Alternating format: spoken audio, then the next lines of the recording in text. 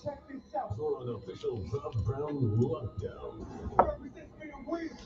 I accidentally hit the edge of the thing here. Happens.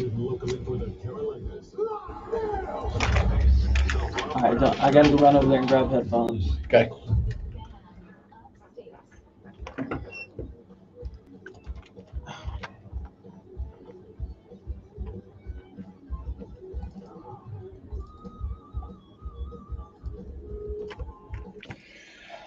And away we go, ladies and gentlemen. Welcome in. The Rob Brown Show is on your radio. Howdy, y'all, and happy Thursday. What's happening, everybody?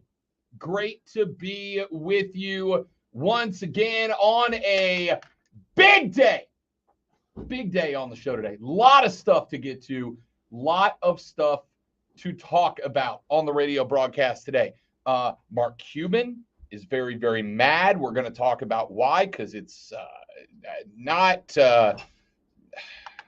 for a great reason, like at all. It's just not for a great reason. We're going to get into that coming up a little bit later in the broadcast. We have got the Sweet 16 going on today. We're going to get into that later on in the broadcast. Our Sweet 16 prognostications for the day. That's coming up in just a little while from now.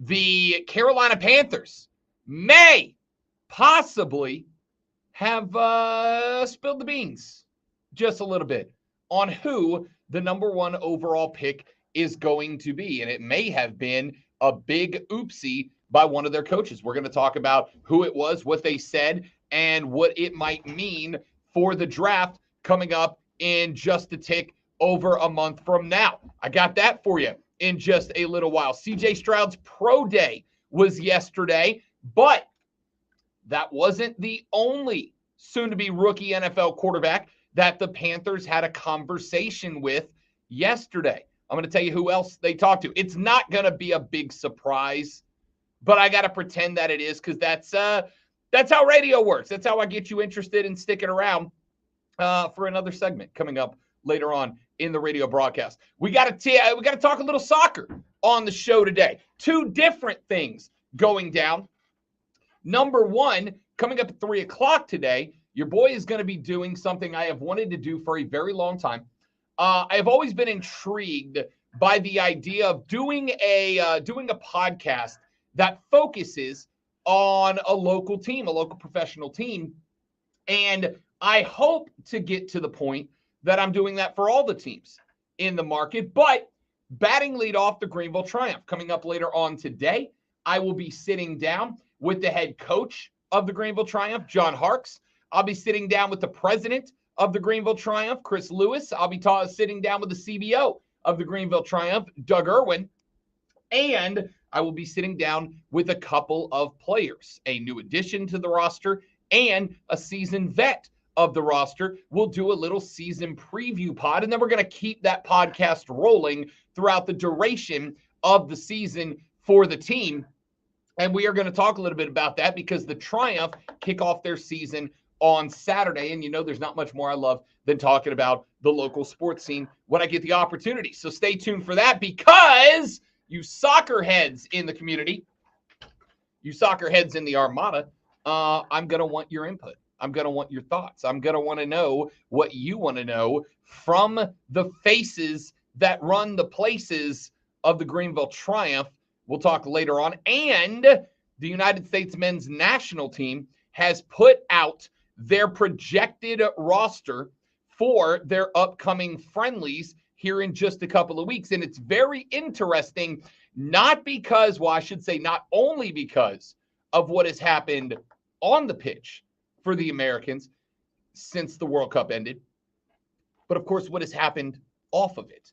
We're going to get into that later on in the radio broadcast. Luke just asked, is the Greenville Liberty coming back as well? Yes, the Liberty will play. Obviously, their season goes after the Triumph, so we're still a few months away from the kickoff of the Greenville Liberty, but they are still around. Very much enjoyed getting to do play-by-play in color last year for that side, and hopefully we'll be able to run it back again this year, but that will be determined when we get a little bit closer to the kickoff of the Liberty season. But yes, Luke, they will be back. We'll talk more about that when we get a little bit closer to their kickoff.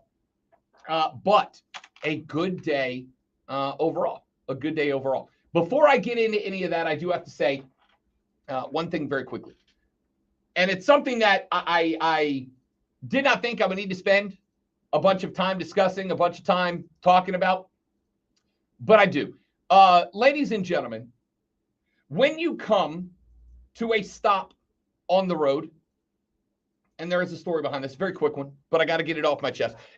I've come to the realization that the opening segment of this show has two purposes. It is either a setup for what I consider to be the biggest story of the day. For instance, yesterday in this segment, we ran a retrospective on the finale of the World Baseball Classic, which was, by the way, a very, very good one.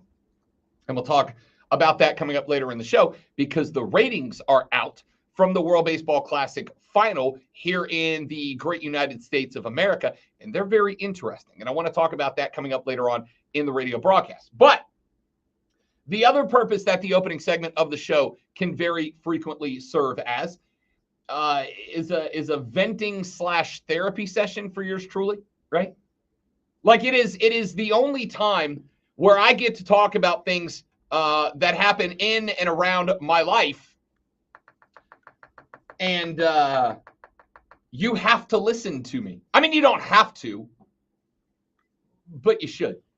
So let me get this one out because I have to tell you what happened this morning. So for those of you who don't know, haven't been paying attention, don't listen to the show every day, or shockingly don't care about what's happening in my life, which is more than fair, by the way, more than fair. About 2.5 weeks ago now, almost 3, I was driving home from an event that I was at, and I had a truck try to cross 3 lanes of traffic ahead of me and did not make it. And it totaled my Jeep. So I have been in the market for a new car, but for the time being, I am borrowing a car from the future mother and father-in-law. And when I was driving to work this morning, I was set to go across a relatively busy intersection. And as I got set to cross this relatively busy intersection, there was a red Mini Cooper. There was a red Mini Cooper that jump on the stream when you get a second, Timmy, because I think we need your audio to be able to run this. There was a red Mini Cooper coming the other direction. Now, some of you that have been driving for more than 6 to 8 minutes of your life recognize that when you come to an intersection, especially at a relatively busy intersection, there are ordinarily white lines on the ground that border the lanes for the driving of the vehicles, right? You know what I'm talking about? Like there's a red light, and then on the ground before the red light, before that intersection, there's a white stripe on the ground. And that white stripe on the ground is there to guide your vehicle on where it can safely operate. So as I was going through this intersection, coming from the other direction, head on from me, was a red Mini Cooper. And the lady, because I got a very good look at her, because I, ladies and gentlemen, as a passive-aggressive American, give a very good stink eye. An absolute, if looks could kill, caliber stink eye, okay? So the lady in this Mini Cooper, as she was driving towards me, pulled her vehicle way past the white line into the middle of the intersection in order to turn left, which would have been across the face of my vehicle. And she started to turn left before she saw me. And of course, I had flashbacks from almost 3 weeks ago when the very large truck pulled in front of my Jeep, and there was not a damn thing I could do about it. Slam bam, Rob's got a new car, ma'am. So I started having the flashbacks because I thought that this woman was going to go. Now, fortunately, she did not, for her sake and mine.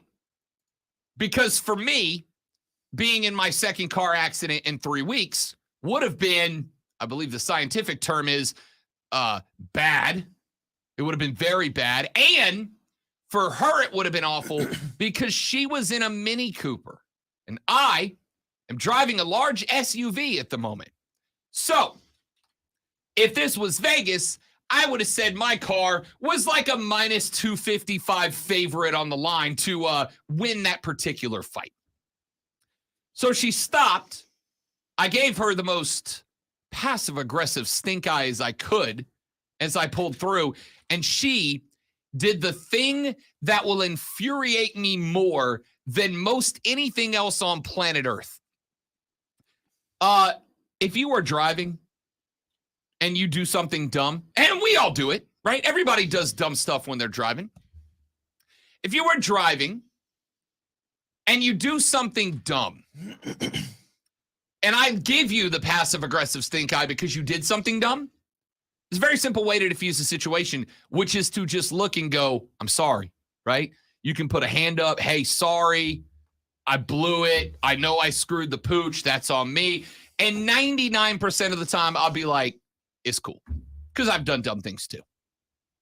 She did the exact opposite. She looked at me, gave me the old 2 hands forward, like, what are you doing? I'm driving here. You know what I mean? Like, that's clearly your fault reaction. When she pulled into the middle of the intersection, she cut the wheel left, and she effectively turned like 5% of the way into oncoming traffic, and then had the stones to look at me and give me the 2 hands up like I was in the wrong for, going at a green light.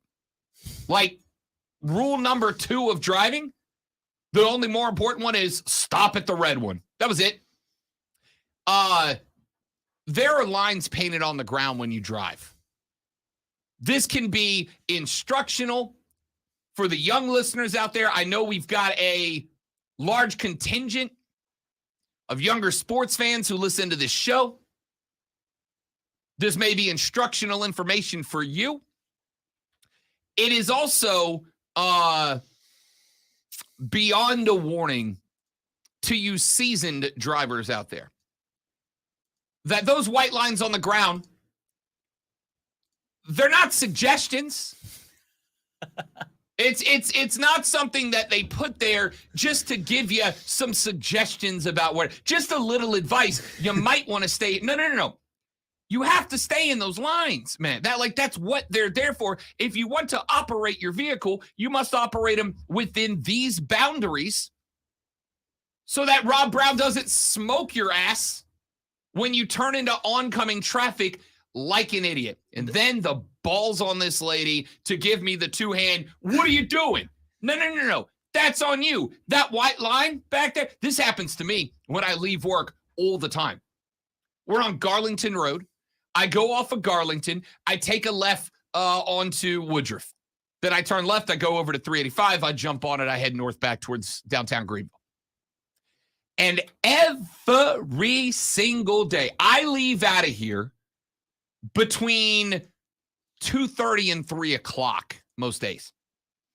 And every day when I turn left onto Woodruff, there is in the middle of Woodruff, a left-hand turn lane that goes the opposite way. So it turns onto Garlington, crossing the other way. And every day there is a car who pulls a full car length or more out across the end of the turn lane, but then doesn't get to go because the light turns red. And now every a car turning left off of Garlington onto Woodruff has to maneuver in 6 inches of room between the front of the idiot who doesn't understand what the white lines of the ground are for and the right-hand turn lane, because there's 2 turn lanes. The inside turn lane that turns to the inside lane, the outside turn lane that goes to the outside lane. And you have to wiggle in between there. Ladies and gentlemen, I am begging you. I am pleading with you. I am groveling to you. When you come to a red light, until it is your time to safely accelerate your vehicle and get across traffic, stop at the white line. Please.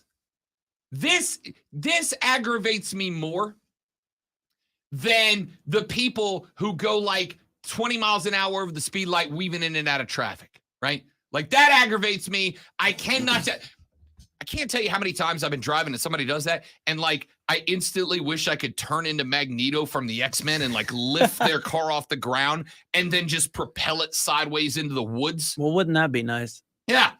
I can't tell you how many times I have turned into the leader of the enemy of the X-Men and just wanted to like levitate a car and whip it into the woods for being a jerk. I think we've all done that. Even that aggravates me less than guy or gal who doesn't understand that the white line at a red light is to tell you where to stop your damn car. All right? I got to get that off my chest. T2, the Timinator, Tim Snell on the board today, filling in for the great one, Lonzo, who will return on Monday. How you doing, buddy? What's up, everybody? Welcome in. Good to have you. We, ladies and gentlemen, have a stocked, locked, and loaded show for you on today's radio broadcast. Coming up in the next segment, Mark Cuban is very upset about something that happened in the NBA last night. His Mavericks taking on the Golden State Warriors at a point in the season where playoff seeding is on the line. Every single dub and L right now matter like a lot. Mark Cuban felt like his Mavs got screwed. There are a lot of people who are beating the hell out of NBA officials today because they agree with that. They think that the Mavs got screwed. Except for they didn't. I am 100% team beat the hell up on bad referees, all right? I am with you more often than I'm not. But in this case, in this scenario, it is Mark Cuban who was wrong. And I'm going to tell you exactly what happened and why it is that it is important that we hold officials' feet to the fire when they do something wrong, but only when they do something wrong. I'll tell you what happened, my reaction to it, Mark Cuban's reaction to it, and more when we come back here in a minute. T2 is on the other side of the metaphorical glass. I am Rob Brown, and you were listening to The Rob Brown Show right here on the Fan Upstate.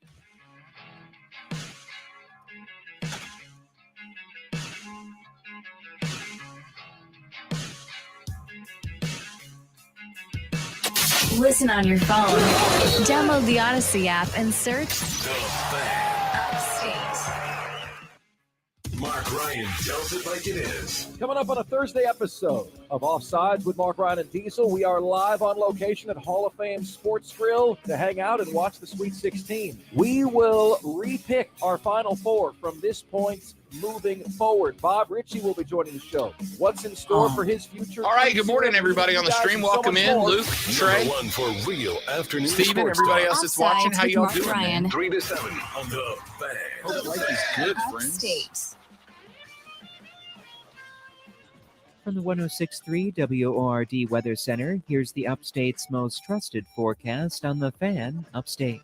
For today, a dense fog advisory in effect early on. We'll have fog to start, gradually clearing into the afternoon at the 78. Clear tonight, 58. For Hudson, Friday, what's staying up, buddy? dry, Welcome in. 84. Rain have Saturday, you. but drying out Sunday. I'm meteorologist Michael Kara on the Fan Upstate. Currently, it's 55. It is time to stop the winter laziness and get active. But if your achy joints disagree, that can be tough to do. Are you ready to do something about it? Then you need to get in touch with the nation's leader in regenerative medicine, QC Kinetics. Their exciting new approach uses your body's natural healing properties, concentrated and placed directly into I'm those gonna aching go joints, T2. getting you Be moving right back, again Stream. Give me 30 without seconds. pain. I gotta tell Knee Tim pain, something. back We'll be right pain, back. shoulder pain. It does not matter.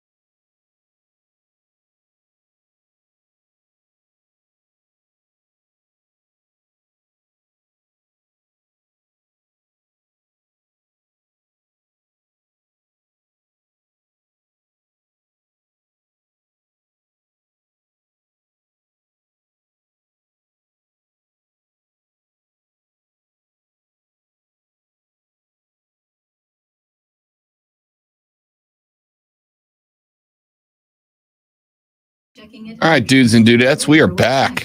Member FDIC equal housing lender. Sponsored by Taco Bell. The double steak grilled cheese burrito is now at Taco Bell. 2 servings of grilled marinated steak and a melty 3-cheese layer inside, plus grilled bubbly cheese on the outside. At participating Taco Bell stores for a limited time only while supplies last. Contact local stores for prices, hours, and participation which vary. Tax extra.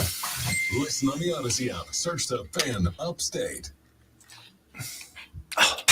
New to the Upstate. Hey, it's DA. Wake up with a morning jolt of in-depth sports analysis and discussion every weekday at 6 on the DA Show. Only on the Fan Upstate.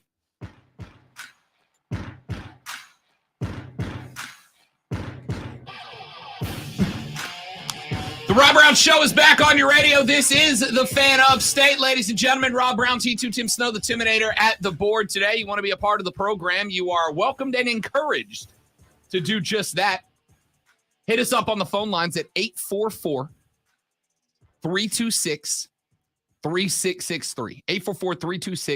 844-326-3663. That's the phone number. You can text us at 71307. 71307. Start your text with FAN, F-A-N, FAN, F-A-N, and we will read them live on the air. If they are good enough, bring your A game, please, and thank you.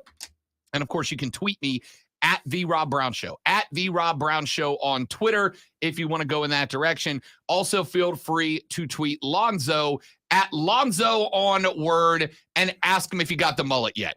We'll circle back around to that later as Lonzo may or may not join us for Fight Club later in the day. I'll do it whether he's here or not, ladies and gentlemen.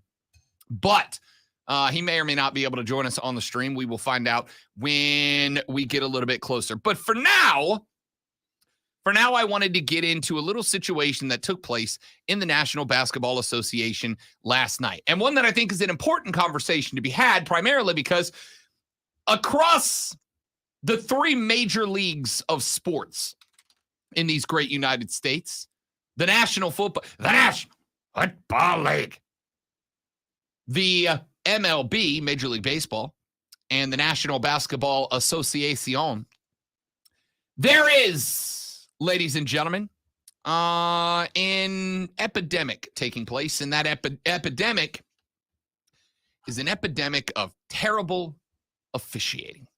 It's just catastrophically bad in some cases. Guys like Angel Hernandez are continuing to be placed into jobs when they're, very bad at them for no particular reason. Well, last night, the Golden State Warriors were taking on the Dallas Mavericks. The Golden State Warriors would defeat the Dallas Mavericks by a score of 127-125. If you're playing the Rob Brown Show Home Edition, grab your pen and paper. Can you tell me, ladies and gentlemen, if the Warriors scored 127 points and the Mavericks scored 125 points, how many points did the Mavericks win by? Pencils down, they won by 2. Now, if you're playing the Rob Brown Show Home Edition, question number 2. In the National Basketball Association, a field goal inside of the 3-point line is worth how many points? Pencils down. The answer is, of course, 2. That is correct. So why is this an important number? It is because of the fact that with 1:56 left to play in the third quarter, a ball went out of bounds. The Dallas Mavericks public address announcer said over the PA, "Ball out of bounds, Dallas Mavericks basketball, timeout, Dallas." Except for the official had pointed that the ball was actually a Golden State Warrior basketball and then immediately turned and pointed to the Mavericks as the Mavericks had called a timeout. So the ref points and signals that it is Warrior basketball, followed by pointing in the direction of the Mavericks, which at this point in the game was going their direction, and said that they had called a timeout, which is true. Mark Cuban was not happy about it at all. He tweeted out, in a tweet, by the way, that goes way over 140 characters. Now, I'm not sure if Twitter's got a new feature that combines tweets or not, but in a tweet that goes, this is all one tweet I'm about to read you. Mark Cuban said, for those wondering about the play with 1:54 to go in the third, let me explain what happened. The ref called Mavs ball. The announcer announced it. Then there was a timeout. During the timeout, the official changed the call and never told us. Then when they saw us line up as if it were our ball, he just gave the ball to the Warriors. Never said a word to us. They got an easy basketball. Crazy that it would matter in a 2-point game. Worst officiating non-call mistake possibly in the history of the NBA. All they had to do was tell us, and they didn't. Now, what happened after that play was over? Coming out of the timeout, Warrior center Kevon Looney had a free dunk on the inbounds play with a minute 56 showing in the third quarter. The Mavericks, believing they had possession, were lined up on their offensive end of the court, which Cuban attributed to an officiating error, except for there wasn't. Okay? There wasn't. Now, I mean, I guess, perhaps, maybe, if you're just looking for a reason, as I do many times, ladies and gentlemen, to absolutely crap on an official, you could argue that the two calls being made simultaneously without a breakup signal between them could have been confusing. For instance, if you looked over and you missed the Warrior ball sign and just saw him pointing at the Mavericks, you could assume that he was pointing that the ball is going that way, except for, in that case, you would have to recognize that you have just called a timeout. And that in basketball, and I think this is pretty common knowledge for anybody who's ever watched a game, when you call a timeout in basketball, the official makes two gestures. He will call either a full 60-second timeout with his hands outstretched or a 30-second timeout with his arms outstretched but his biceps flexed pointing to his shoulders, and then he will point at the team that called the timeout. So the official pointed Warriors basketball, then pointed at the Mavericks and called the timeout. Mark Cuban, an owner, by the way, that I do not hate, which is a very small, very elite group of them, is just wrong. Now, Cuban has said that he is going to file a formal protest about this game. And I'm going to tell you that he's going to lose that protest. Interestingly enough, in order to file a formal protest with the National Basketball Association, you must pay a $10,000 application fee, for a lack of a better term to call it. You have to file a $10,000 application fee, and you get that fee back if your protest is successful. There have been, in the modern era of the National Basketball Association, 44 official protests filed with the league. When I checked this morning, the last that I saw, 6 of them have ever been upheld. The last one to be upheld was, I believe, in 2008, when Shaquille O'Neal was a member of the Miami Heat. Shaquille O'Neal, I am kind of half recalling this off the top of my head, Shaquille O'Neal was removed from a game for acquiring too many fouls in the game with like 51 seconds left to play in the game, except for the officials actually miscounted the number of fouls that Shaq had. He had one more foul to give before he was removed from the floor for acquiring too many penalties. Shaq was removed from the floor. The Heat were able to go back and successfully prove that there were one too many fouls attributed to Shaquille O'Neal. And the Heat, and I do not remember who they were playing in that game off the top of my head, effectively had to replay the final 51 seconds of that game with Shaquille O'Neal on the floor. So appeals aren't successful very often, and I'm going to go ahead and tell Mr. Cuban, this one's not going to be, because the official very clearly pointed in the direction of the Warriors for possession and in possession of the Mavs for timeout. Now, during the break in that game, or I guess between the end of that game and the next game on ESPN, they talked about it. Tim, make sure the sound doesn't go on the stream, please. Our apologies to the stream listeners because we can't play you audio so we don't get flagged for copyright violations. But for those of you listening on the old radio, this is the discussion that happened last night on ESPN about this situation.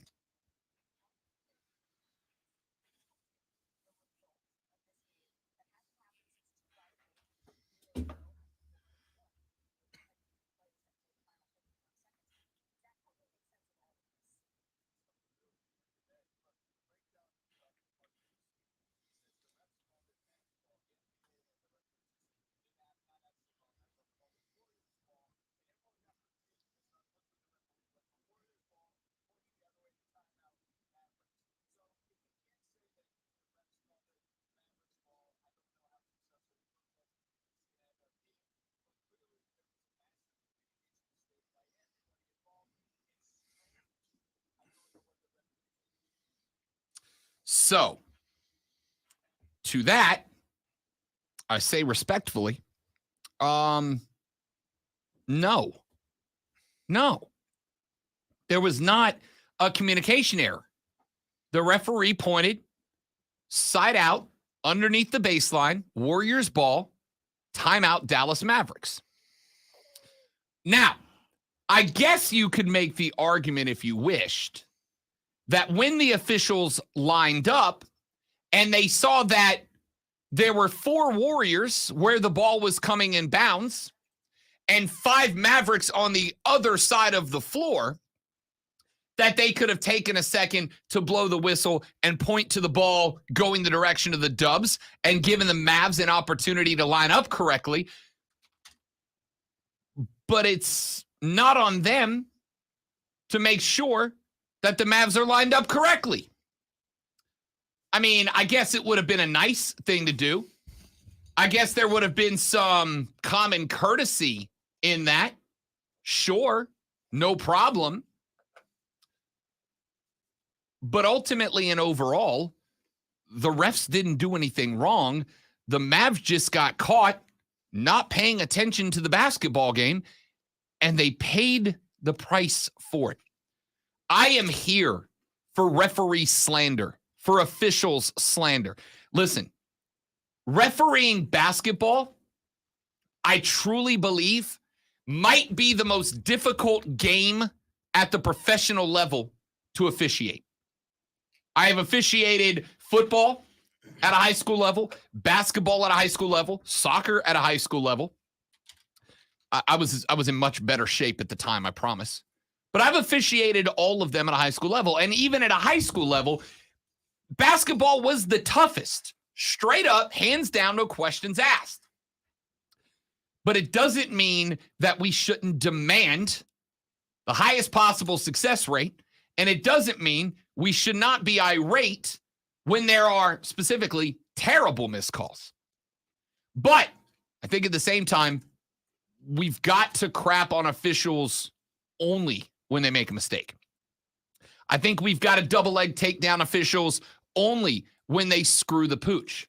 Because if you take them down over things that are not their fault, you kind of create a little bit of a boy who called wolf situation when they don't screw up. Because if you call a guy out 3 or 4 or 5 or 6 times when they don't screw up because you don't like how the call went, or in this case, because you weren't paying attention to what they officiated, then when they do get it clearly and blatantly wrong, as they do sometimes, you kind of lose any weight behind calling them out at that point, right? It kind of goes away. So with all of that being said, I like Mark Cuban as an owner. As an owner, I like him. I think he's passionate about his team. I think he cares about his team more than a lot of owners do. He cares about, let me rephrase that. A lot of owners care about the profit from the team, not the team. I genuinely think Mark Cuban cares about the team and its success. We've heard a lot of stories about Mark Cuban going the extra mile for his players that other owners wouldn't dream of doing, frankly. So I think it is relatively important that we make that distinction. But it doesn't mean he's infallible. He's wrong here. The ball was very clearly signaled a Warriors ball. He has now gone after these officials. If you go look at his tweet on Twitter, there are 1,901 quotes, 2,404 retweets, and like a lot of responses. And here's a few of them. Nick Angstadt, who goes by @NickVanExit on Twitter. Nick Vangstadt is the host of the Locked On Mavs podcast. He said, quote, couldn't believe it when I saw it. Danny Meringue replied to Mark Cuban. Danny Meringue is a host on 1080 The Fan, which I believe is a Houston radio station. He said, go ahead and add this to the pile of things that need to be addressed with officiating over just the last week. Setting the Pace podcast. That is a podcast that is all about Pacers basketball, got in on the action and said, this is flat out terrible. Every NBA team would be irate if this happened to them, especially with how tight the standings are. Guys, I again, like Mark Cuban. I think Mark Cuban does a lot because he truly cares about the success of his basketball team. But he's just wrong, all right? The signal was given that it was a Warrior basketball. The signal was then given that the Mavs had successfully called a timeout. Let's take a break. We'll come back after this. I am Rob Brown. My man T2 on the board. It's the Rob Brown Show on the Fan Upstate.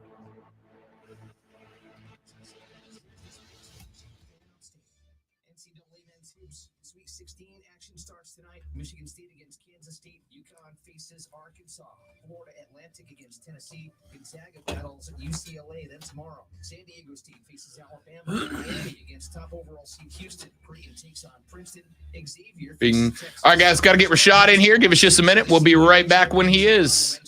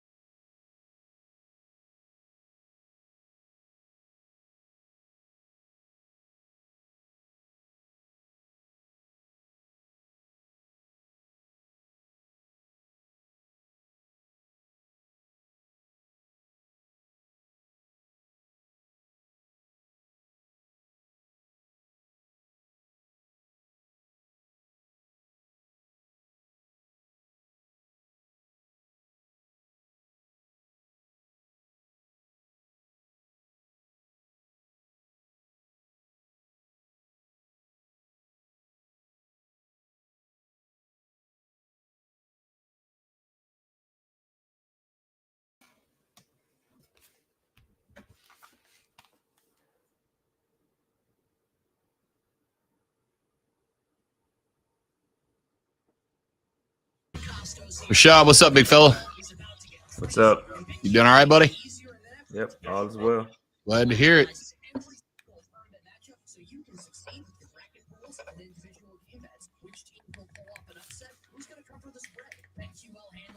All right, we are back alongside the great Rashad Beard joining us to talk some Carolina Panther football. Tax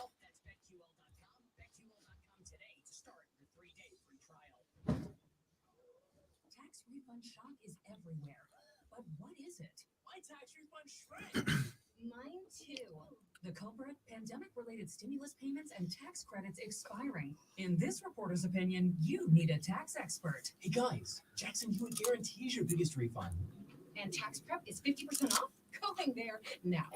50% off is a limited time offer for new clients filing at participating locations. Max value $200. Visit jacksonhewitt.com/50 for terms. Hey everyone, Boomer Esiason here, and for championship team, every player needs to be a perfect fit. It's just like your vehicle. Every part needs to fit just right. So the next time you need parts or accessories, head to eBay Motors. With eBay Guaranteed Fit, you can be sure every part you need fits right the first time. Just look for the green check. With over 122 million parts to choose from, you'll be back in the game in no time. So get the right parts, the right fit, at the right prices at ebaymotors.com. Let's ride. Eligible items only. Exclusions apply. It's March, and you know what that means? Taxes are almost due. Jackson Hewitt can help you win tax season. That's the sound of your maximum tax refund. The sound of getting 50% off tax prep. Sound of many of our competitors' prices going up. Heard that. And the sound of getting to your nearest Jackson Hewitt. Hurry in for 50% off tax prep before this offer expires April 9th. Limited time offer for new clients filing at participating locations. Max value $200. Visit jacksonhewitt.com/50 for terms. I can't believe tax season is here already. Look at all this info I have to enter. Phil's small accounting firm is growing in numbers. Why didn't I take that typing class in high school? A data entry specialist could really help him in a crunch. I got blisters on my fingers. Indeed can help him hire great people fast. I need Indeed. Indeed you do. You can schedule and conduct virtual interviews all from your employer dashboard. All right. .com/credit and get All right, here we go. towards your first sponsored job. Terms and conditions apply. More than this.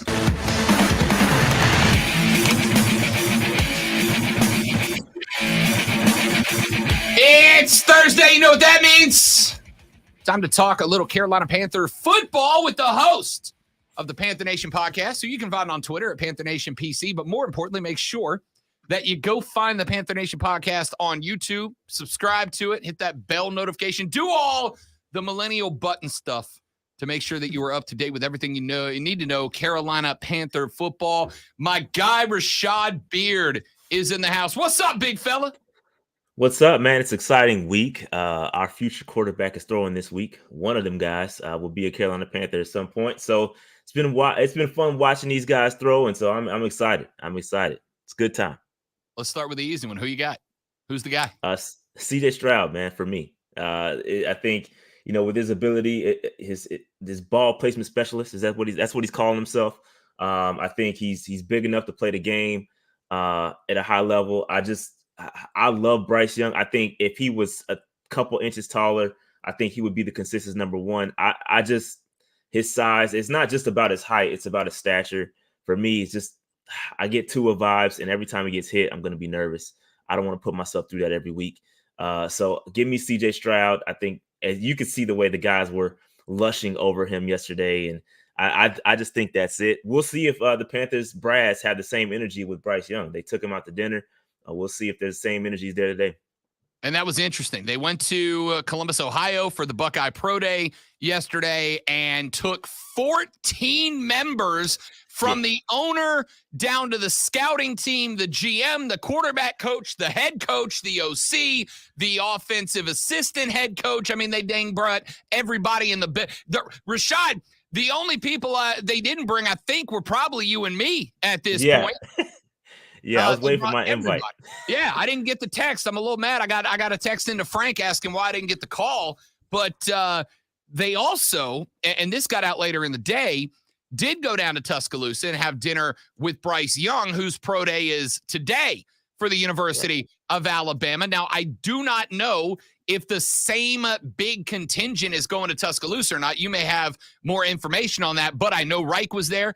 I know Tepper and Nicole were both there, and I know that McCown was there as well. And I'm intrigued by CJ calling himself a ball placement expert, because the one thing that had people up until the Panthers got the number 1 seed. We'll talk about the Vegas odds in a minute. But the one reason people had Young going ahead of Stroud was that scouts believe that Bryce Young's just a little bit more accurate with the football, gets dinged for the size, as you mentioned. But I love that Stroud is just fighting that narrative head on. And from what I understand, was showing off a little bit of precision passing at his pro day yesterday, specifically with the mid-range to deep ball.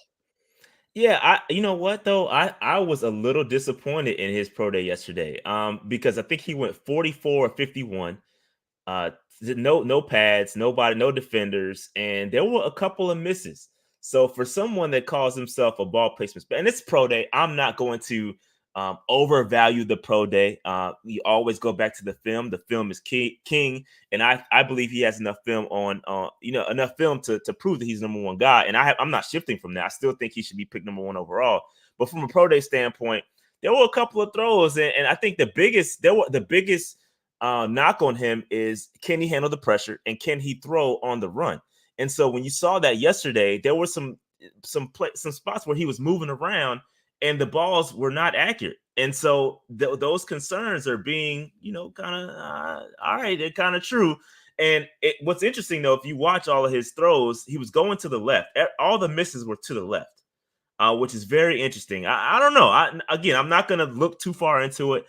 I'm not going to kill him for the pro day. I just thought it was mid for somebody that says he's a ball placement specialist for me.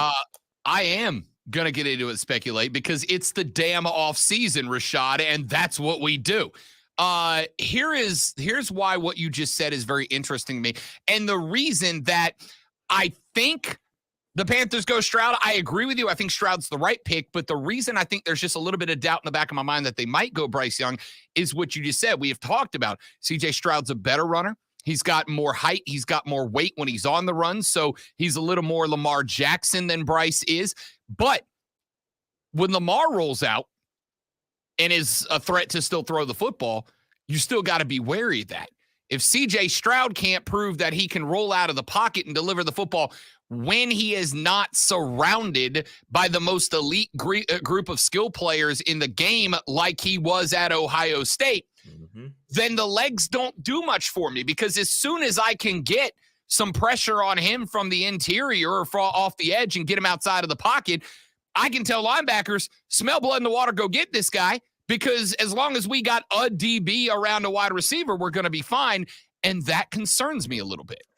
Yeah, I think that what you just said, I think that could be the thing that elevates Bryce Young over CJ Stroud, because Bryce is elite, like on the pocket, out of the pocket, unstructured, no structure. He's creating on his own. Bryce Young is elite. Like, he is that guy.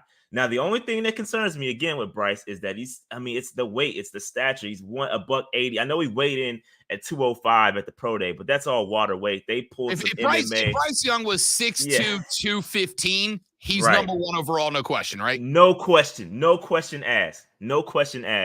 But he put on some MMA boxing water weight thingy where you weigh in. That's what he did at the combine, and I don't believe it. I think he urinated all that water out, and he's probably a legit 190 probably. So that's just that concerns me, because one hit, I mean, it's over. So it gives me Tua vibes. It makes me nervous. But from a talent perspective, there's no question that I think Bryce Young is the most talented quarterback in this draft. So if it's talent alone, it's got to be Bryce. He's so good, and I think we're going to see that today. I am live streaming the pro day today on the channel, so if you want to get my live reaction, you can check it out at 1:30. I'll be going live. Dig that.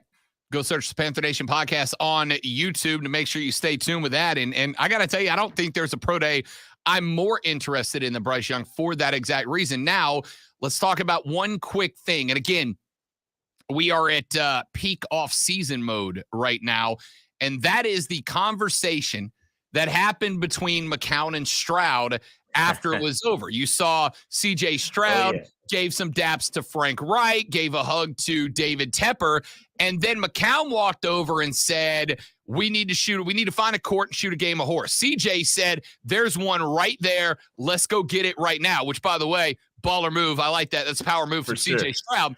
And then McCown said, we'll do it. When you live in Charlotte, will go find a court.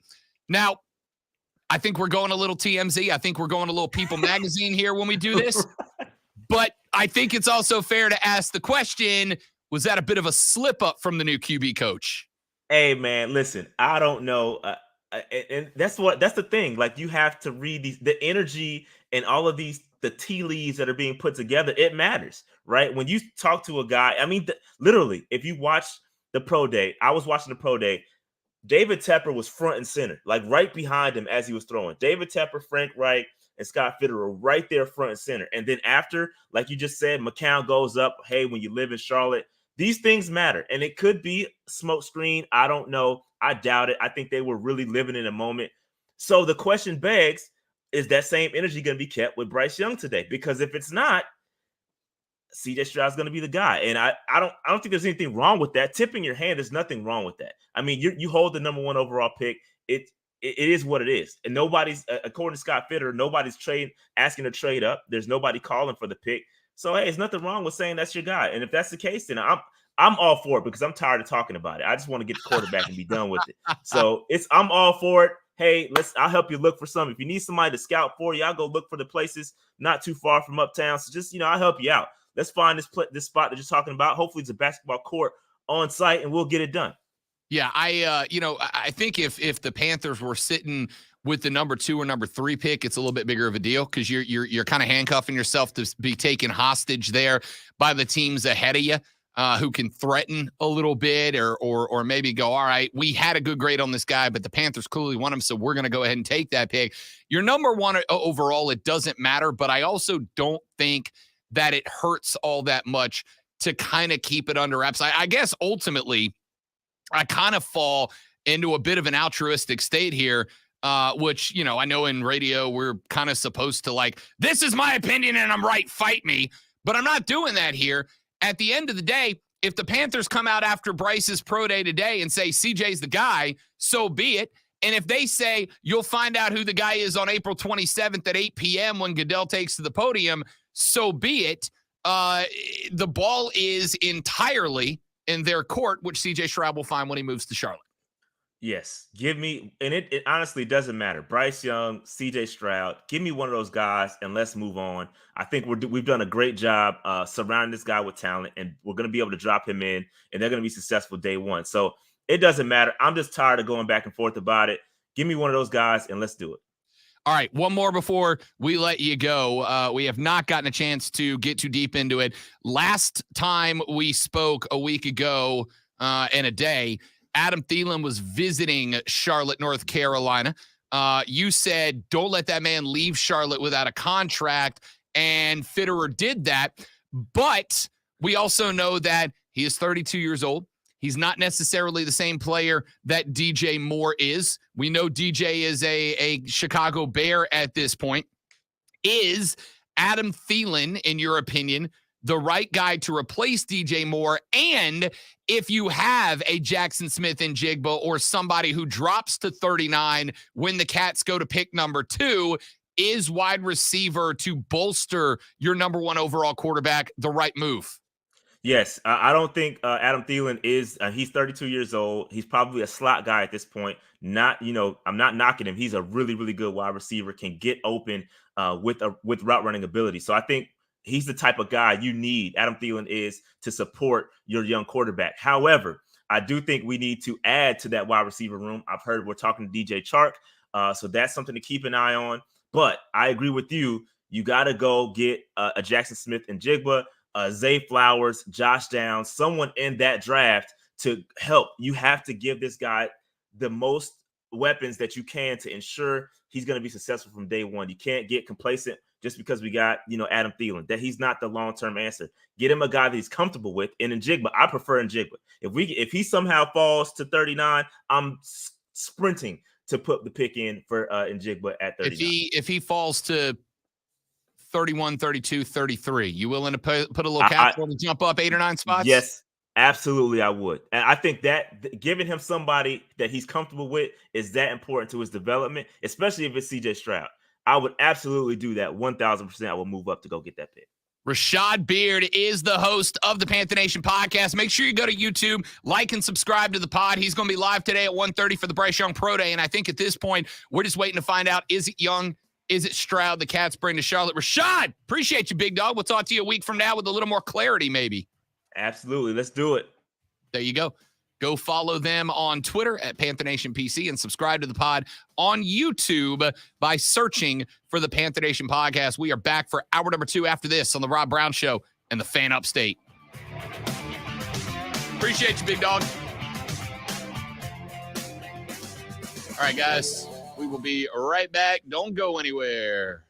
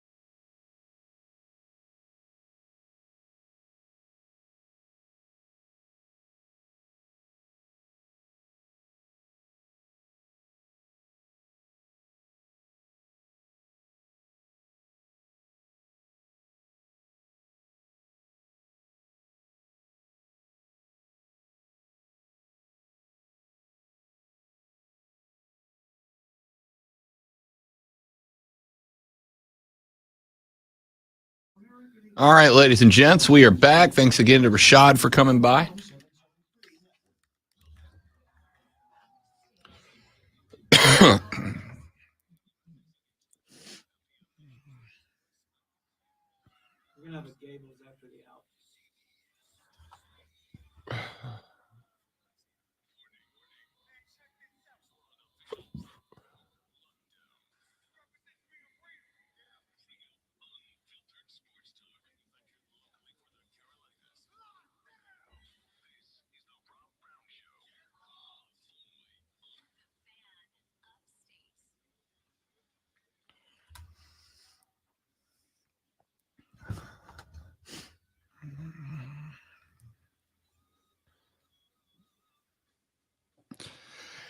The Rob Brown Show is on your radio. Hour numero dos goes now. This is the Fan Upstate.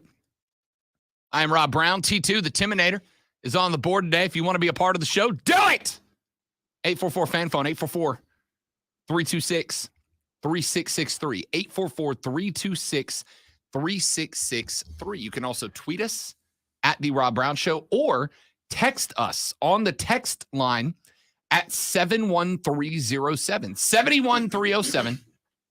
Start your text with FAN, F-A-M. We'll read them on the air, FAN, F-A-N. Thanks again to Rashad Beard. Talks Panther football with us at around 9:40 every single Thursday. Texture said, Rob, Hayden Hurst is a way better security blanket than Thielen for a rookie quarterback. No, listen. I've been saying for weeks now that, to me, of the positions that need to be addressed, quarterback is obviously number one. And the Panthers know that, right?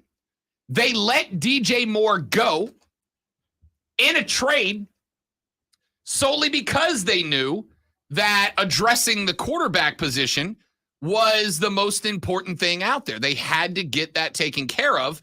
And by letting DJ Moore go, they have, assuming that they get the pick correct. But the second position that I said needed to be of the most importance, ordinarily you'd say offensive line, but the Panthers have actually constructed a pretty solid offensive line, now anchored by Bradley Bozeman, who got extended, right? The next position to me was the tight end. Lonzo and I had a conversation about 2 weeks ago about tight ends in the National Football League. And the fact that if you look at the tight end position, that the best teams in the league, Kansas City with Kelsey, the Super Bowl champs, the best teams in the league have put a renewed interest on finding tight ends that are good offensive weapons and can hold their own in a blocking scheme as well. And when you have a rookie quarterback, having a tight end that can run a route, release across the middle, release down the middle, find a hole in an interior coverage, sit down in it, or maybe most importantly of all, even when they don't get the ball, run a route that drags defenders one way and shows the quarterback where the defense is flowing to, that can be the biggest, and I'm going to use the texter's term again, security blanket of all. And I think that Hayden Hurst is a phenomenal addition for just that. Because whether it is Bryce Young, who is probably a more accurate passer than CJ Stroud, but as we mentioned, going 5'10", 188-ish is not exactly a dude that I want scrambling more often than necessary. Having a tight end that can sweep the field in the direction he's rolling to and keep linebackers where they are supposed to stay and not dropping back to help in coverage or sprinting forward on the attack is an incredibly valuable asset. CJ Stroud is going to be a better runner at the NFL. He's bigger, he's stronger, he's more versatile with his legs, but his arm precision is not as good as Bryce Young's is. So when CJ gets out of the pocket, I want to have an additional asset down the field at the tight end spot that either gives him the opportunity to not have to throw a deep ball on the run, or is a dude that forces linebackers, again, to stay in the honest position, which opens up running room for CJ Stroud so that when he runs, I can set him up with an offense that gives him a little bit more freedom when he gets outside of the pocket to create with his legs. Listen, when you roll out left specifically, because as Rashad pointed out in his pro day yesterday, that really seemed to be the weakness. When you roll out left, which we know is not your strong side, I want you to feel free to move the ball down the field with your legs. Slide, don't take unnecessary hits. Don't run into contact where it can be avoided. I don't need you hurt. But feel free to create. And if I want to give him the room to create, I want a tight end to drag across the middle to force coverage to stay back. If you come up and attack CJ Stroud and try to take away that room for him to be creative with his legs, I want an additional target in that area that is at a short to mid range. Because the further I'm asking CJ to throw on the run, the more likely it is that he will be inaccurate when he does. And I want to avoid that to the best of my ability. Carolina, as I said the other day on the show, Carolina, I think, has had the best offseason in the National Football League. Now, we might evaluate that 3 years from now and go, they blew it. Hell, we might evaluate it 3 years from now and go, damn, what an offseason, right? They gave up DJ Moore. They get the number 1 pick. They've got the cream of the crop a year. It's a pick at quarterback with the number 1 overall. They get their guy. They don't have to get who's left. They get their guy. And giving up DJ Moore, they brought in Adam Thielen. Adam Thielen is probably not quite as talented as DJ Moore. He's certainly not the deep ball threat that DJ Moore is. But Adam Thielen is probably one of the better space receivers in the National Football League, even at 32. He sees defenses well. He sees breakdowns in coverage well. He sits down somewhere in the area where the defense is not, and he's got great hands when he does. That is exactly the type of wide receiver that I'm looking for a rookie quarterback. I don't need, I'm assuming, CJ Stroud, though it might be Bryce Young. I don't need him to be looking for a 45-yard down the field prayer of a pass, especially when he's on the move. I want him to have a receiver that when he looks up the field, he can read the break, know where that receiver is going, trust that if that receiver is going to a specific position, it is because that receiver understands there will be space there and gives him some open area to deliver the football. It's a great pickup. I still think you need a solid deep ball threat. That's why I asked Rashad, with the second round pick, the number 39 overall, do you go receiver? The answer for me is hell yes, and definitively you do. And particularly, I'm looking for a guy who can get down the field, right? Jackson Smith-Njigba's right there. And if I got to trade from 39 to 28 or 29 to get there, so freaking be it. I'm going to do it because I need that spot filled for a rookie quarterback. Your goal is to make it to where your rookie quarterback has as much help around him as is physically freaking possible. If you do that, you got yourself a much better opportunity for that quarterback to survive.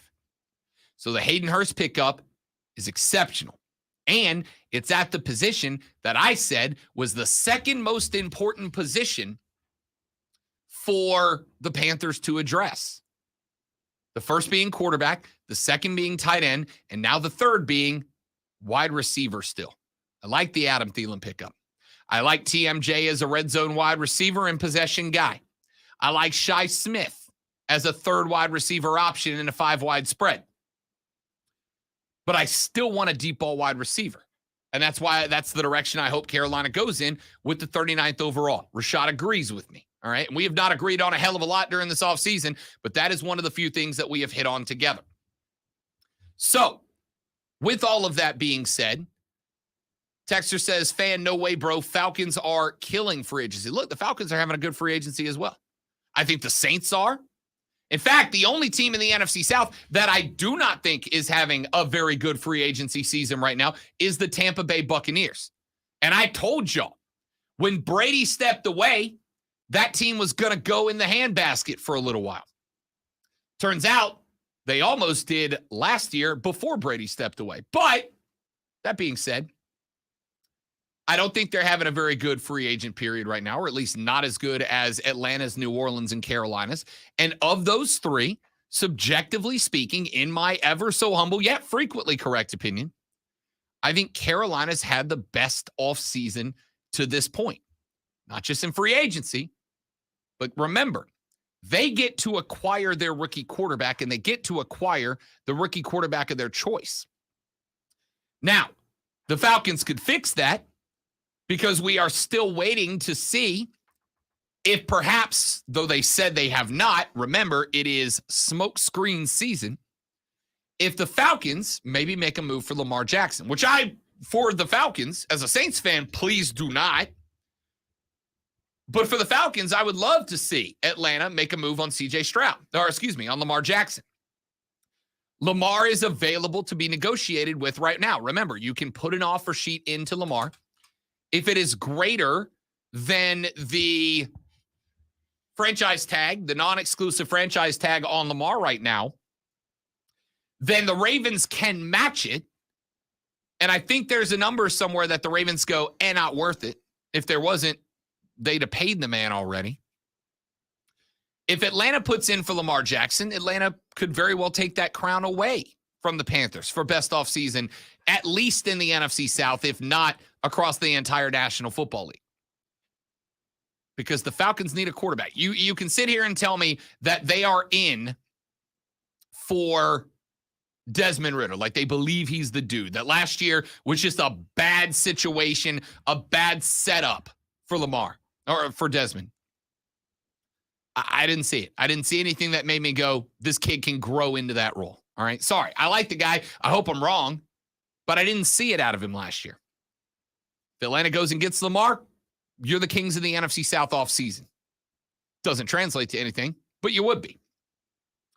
But Carolina, by addressing need number 2, tight end, need number 1, quarterback with the number 1 overall pick, need number 3, halfway with Adam Thielen, and with pick number 39 in return for Christian McCaffrey, you still have the opportunity to address that wide receiver spot. Now you've addressed needs number 1, 2, and 3, and you got 5 more draft picks to play with for the defensive needs, etc. I think it's a phenomenal setup. You've addressed running back with Miles Sanders. Respect to Deontay Foreman and what Deontay Foreman did for the Cats last year. I think Miles Sanders is an upgrade alongside Chuba Hubbard in the running back spot. You upgraded there. So all of that being said, I love the offseason. I think the Cats have not necessarily shown their hand, but I think they tipped the cap. We told you about the McCown discussion, the quarterback's coach for the Panthers. Said to C.J. Stroud, we need to find a court and play some horse. C.J. said, there's a court right over there, coach. To which he responded, I'll tell you what, when you moved. In fact, you know what? I got that audio, T2. Can you pull that audio for me? It's so this happened after C.J. Stroud's pro day workout came to its conclusion. We told you yesterday there were 14 members of the Carolina Panther administration that was there. Right? That was there. McCown was one of them. Now, in this clip, which is relatively short, you are going to hear a couple of things. You're going to have CJ talking to other members. You're going to hear him address Frank Reich, the head coach of the Panthers. You're going to hear him address David Tepper, the owner of the Panthers. He dapped both of them up. And then you're going to hear the discussion about playing horse between McCown and Stroud. I'll let you listen to the audio. You can decide for yourself.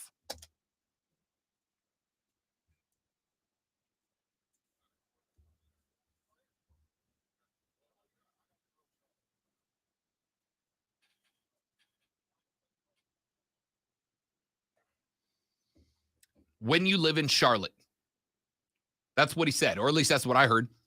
When you live in Charlotte, and CJ Stroud said, I'm going to take your money, which again, CJ Stroud ain't hurting for confidence, man. Like the one knock on him that Bryce Young gets the edge, the one spot where he gets the edge was ball placement. So CJ Stroud's calling himself a ball placement expert or a ball placement whatever he called himself, professional. kid's not lacking for confidence. And for him to look his potential new quarterback's coach in the face and go, there's a court right over there. Let's go hoop it up right now. And when McCown said, when you live in Charlotte, CJ Stroud said, I'm going to take your money. Like, I'm in. I like this guy. I think he's the right pick. All of that being said, and I know this is a very anticlimactic way to end this segment. The Panthers could come out today, right now, and say, we're drafting CJ Stroud. We're drafting Bryce Young. Hell, they could come out and say we're drafting Anthony Richardson or Will Levis. They're not going to. It's going to be Stroud or Young. But they could come out right now and tell us exactly who they're drafting, and it doesn't matter, right? They're the number one pick. But I think it was fine yesterday to not say anything, right? I still want Bryce Young to feel today during his pro day in Tuscaloosa like he's interviewing for the number one pick overall. Now, the Texans will have somebody there. I'm sure the Falcons will have somebody there, right? I'm sure Vegas will, despite signing Jimmy Garoppolo, still have somebody there. Seattle will. Detroit. Everybody's going to have somebody there to watch him. But I want Bryce Young to feel as if he is working out for the number one overall pick. And if I don't tip my hand, and if I don't tell them that CJ is the guy, you're going to get the best you can get out of Bryce Young. And while I think Stroud's the guy, as we have mentioned time and time again, Bryce Young, as far as talent goes, is today the better quarterback. Passing the ball doesn't mean he will be at the league because the size is a concern.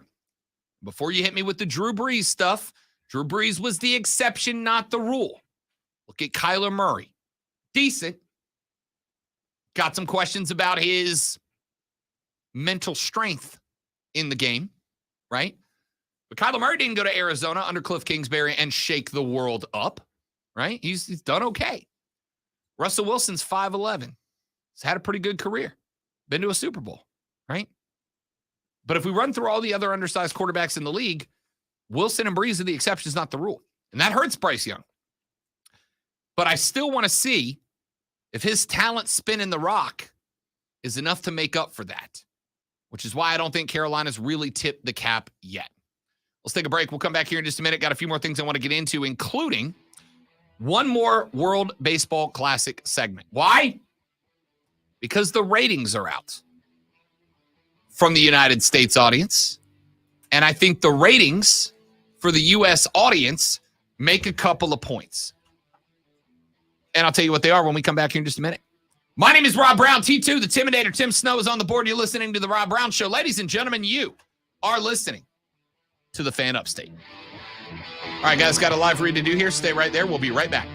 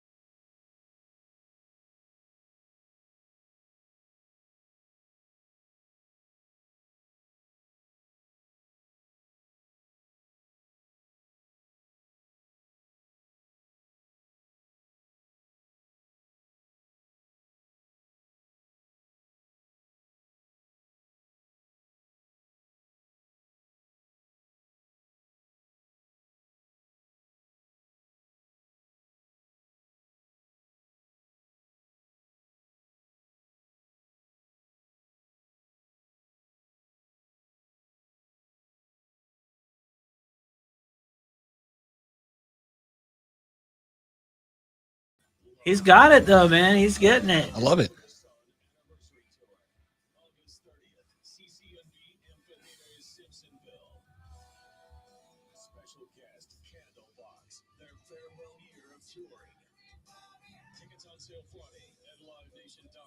That's a band I missed, man.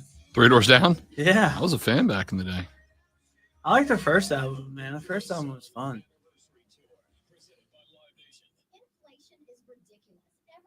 Like Duck and Run, and I can't remember anything else on that album.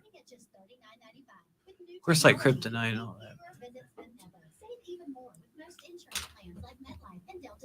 MyAffordableBraces.com has a clinic near you in Greenville, Sparkler, and Anderson. Schedule your free consultation, exam, and x-rays today. Easy payment plans and affordable braces. A lifetime of smiles you can afford at MyAffordableBraces.com. I'm Mark Ryan. If you're like me, you're no interior decorator and you need a bit of help putting together an outfit that pops. I'm beyond grateful I met my friends at Smith & James Fine Men's Clothing because they make me look like I know what I'm doing. They'll help you find the best color combinations with slacks, shirts, polo suits, and so much more. There's nothing quite like surprising your sweetheart with a new get-up that has you looking your best. Check out their collection today at smithandjames.com and stop by their stores at 222 Freight Street in Greer or at their new location on Verde Boulevard in Greenfield.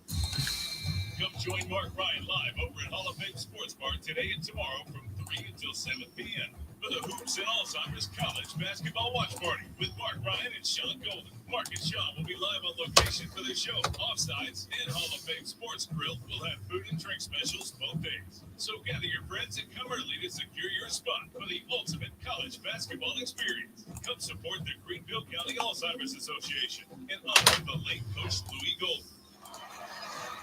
Baseball is back.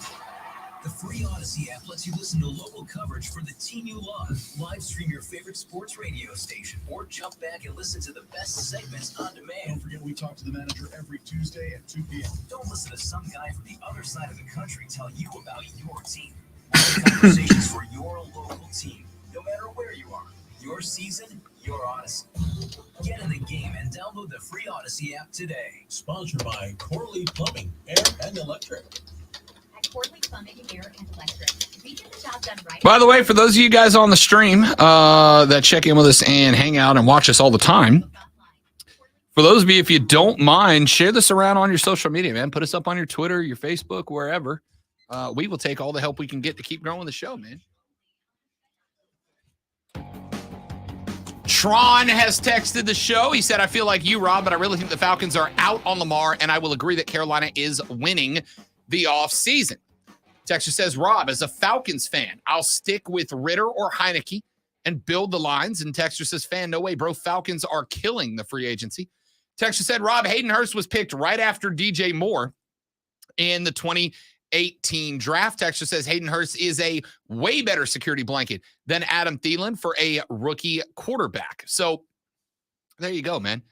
There you go. There's some of the opinions from the fan base on where the Carolina Panthers stand right now. All right, let me get to this World Baseball Classic thing. The World Baseball Classic ratings for the United States are out. Now, we know that Japan's numbers were ridiculous, right? It was something like 40% of their population tuned into the World Baseball Classic final.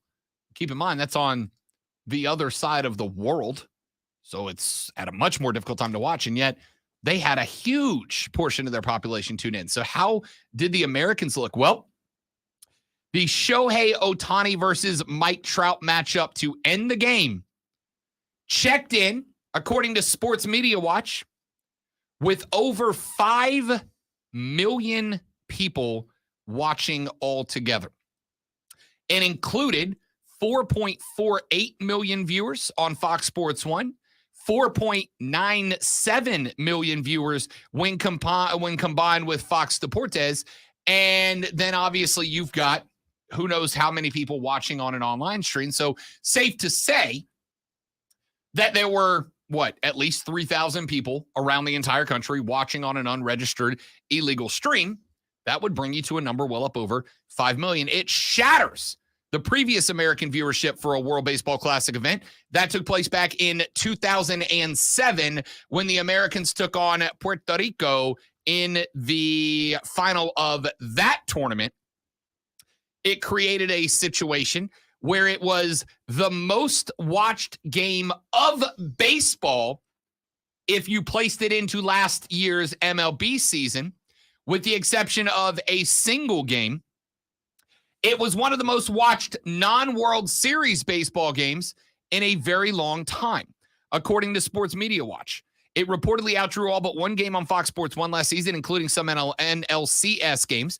The last time an MLB regular season game saw more viewers was back in 2021 for the Field of Dreams game. And no other regular season game has seen more viewers since a Yankees-Red Sox game all the way back in 2011 overall. It also outdrew Fox's own broadcast of 9/11 Lone Star and Accused on the regular Fox channel. So, what does this mean? It proves, once again, something that I have said for a very long time. We all love sports. We all pay attention to sports. We all check in on sports. But we want fun in our sports. We want drama. And the only thing we might want more than drama is uniqueness, right? Now, I'm not going to sit here and tell you that every franchise needs to create a gimmick for every game. But the most watched Major League Baseball game in a decade was the first Field of Dreams game. Remember, they played that on site where the movie Field of Dreams was filmed. They had the players walking out of the cornfield out in the outfield. I mean, it was really cool. It was a gimmick, sure, but it was cool, and we all tuned in to watch it. And then they went so far as to create some drama around the game with the movie and everything else. We love a gimmick. We love some drama. We continue to. So, the problem with Major League Baseball, I am not a doom and gloomer, right? I constantly hear radio show hosts around the country dropping lines like, Major League Baseball's in trouble, Major League Baseball is dying, Major League Baseball is this, Major League Baseball is that. I don't believe it. The COVID season hurt baseball a lot. The lockout hurt baseball a lot. In fact, I've said for a number of years, it wasn't but about 5 or 6 years ago that I started getting back into baseball, a Major League Baseball, a sport that I paid attention to, but not nearly to the level I did before I did the lockout back in the 90s, right? It took me 20 years to get back to the point where I was a guy who was watching 75, 80, 100 baseball games of my favorite team a year. They started trying new stuff. They started tinkering with the game. They started giving us some gimmick games here and there, and it has worked. We want drama. We want uniqueness. The World Baseball Classic provided us with something unique. I had somebody the other day, after it was announced that the World Baseball Classic will return in 2026, say, what's the objective? What's the goal here, right? What's the goal of the WBC? And my answer was, I think that the goal from MLB's authorities in putting together the WBC is to try to get the World Baseball Classic on par with the World Cup. They want it to be as prestigious as the world's most popular sporting event, the World Cup. I responded with, that shouldn't be the goal. The goal should not be to try to create a tournament that rivals the world's favorite tournament, the World Cup. That is not the goal, or at least it shouldn't be. What the goal should be for the World Baseball Classic is to be exactly what it was this year. The goal should be something that generates interest in baseball leading into the Major League Baseball season. Because if you just go into the regular season of Major League Baseball without some hype, as probably 20 of 30 teams do every year, if you go in with no hype, you go in with no hype. But the World Baseball Classic generated a lot of interest. More people watched the World Baseball Classic final, a game that, by the way, has exactly zero impact on Major League Baseball, with the exception of some injuries. Edwin Diaz going down and not being available for this year for the Mets. That might be what hands the Atlanta Braves the NL East crown. Got a lot of baseball between here and that decision.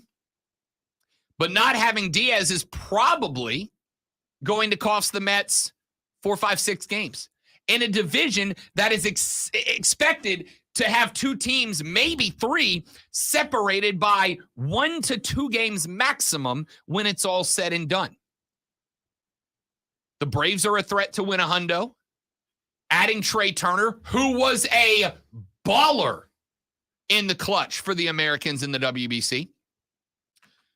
You saw what Kyle Schwarber did. The Phillies might be a dark horse NL East contender. Again, I say that as if the Phillies weren't a World Series caliber team last year. But even with that being the case, right, them eliminating Atlanta last year, that being the case, the Braves and the Mets are expected to both be 100-win teams. The Phillies are going to threaten it. That division might be separated by a game or two. Losing Edwin Diaz might be the death blow for the New York Mets. But that's the only impact it has on baseball, with the exception of I sat on Twitter Tuesday night after that game ended for an hour. And normally, if Rob Brown is scrolling Twitter for an hour at 10:45 till midnight, it's because I am doom scrolling. I am reading all the terrible things happening in the world today and hating it. I wasn't. My TL was just baseball. There were fans of the Mets with Jeff McNeil, the Dodgers with Mookie Betts, the Angels with Trout and Ohtani, the Phillies. There were fans of every team who were like, all right, if that dude can do this here against the best talent the world can assemble, cannot wait to see what they do in the MLB. And the ratings back that up. We love drama. We love gimmicks. That's why professional wrestling, despite the hatred that some of you have for it, still sells out 30,000-seat arenas around the country week in and week out, multiple times per week. We love gimmicks. And all of that drives interest in the sport, which I think was great. Let's take a break. We'll come back here in just a minute from right now. There's an argument that the NCAA made against NIL. There's not much I love more than watching people in positions of authority try to convince you that something that hurts them is a bad idea for all of us, except when they get proven very wrong very publicly. And that has just happened. I'll tell you how and why when we come back on the Rob Brown Show in the Fan Upstate.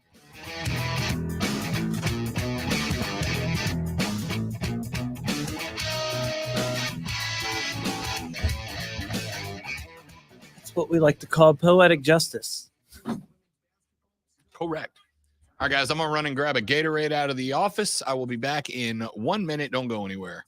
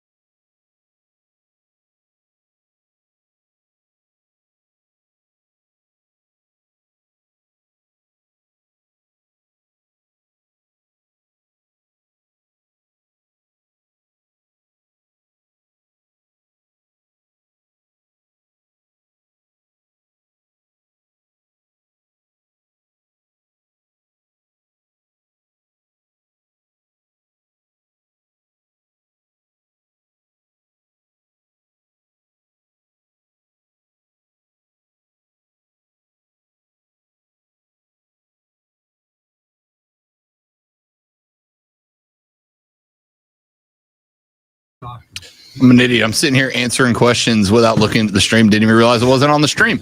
I'm one of the few, but I think the luxury tax in baseball should go away. I'm not ordinarily in favor of players making less money. Very rarely am I. But luxury tax is, for the Yankees and Red Sox, a great way to make sure that the Kansas City Royals never get into contention. I have a problem with that.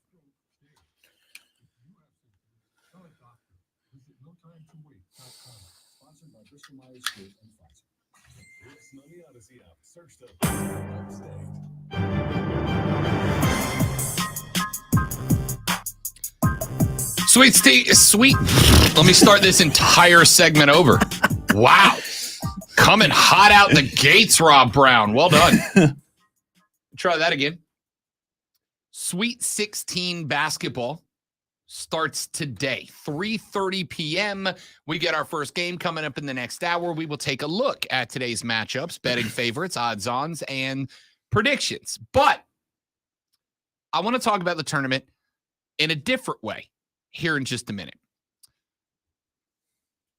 We're going to talk NIL again. Wait a second. Don't touch that dial just yet. NIL was a contentious issue when it was getting its start at the NCAA level.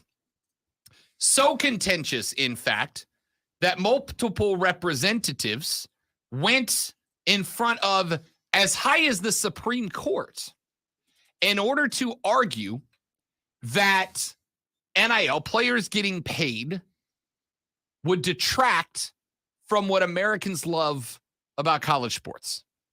And what is it that the NCAA said we love about college sports?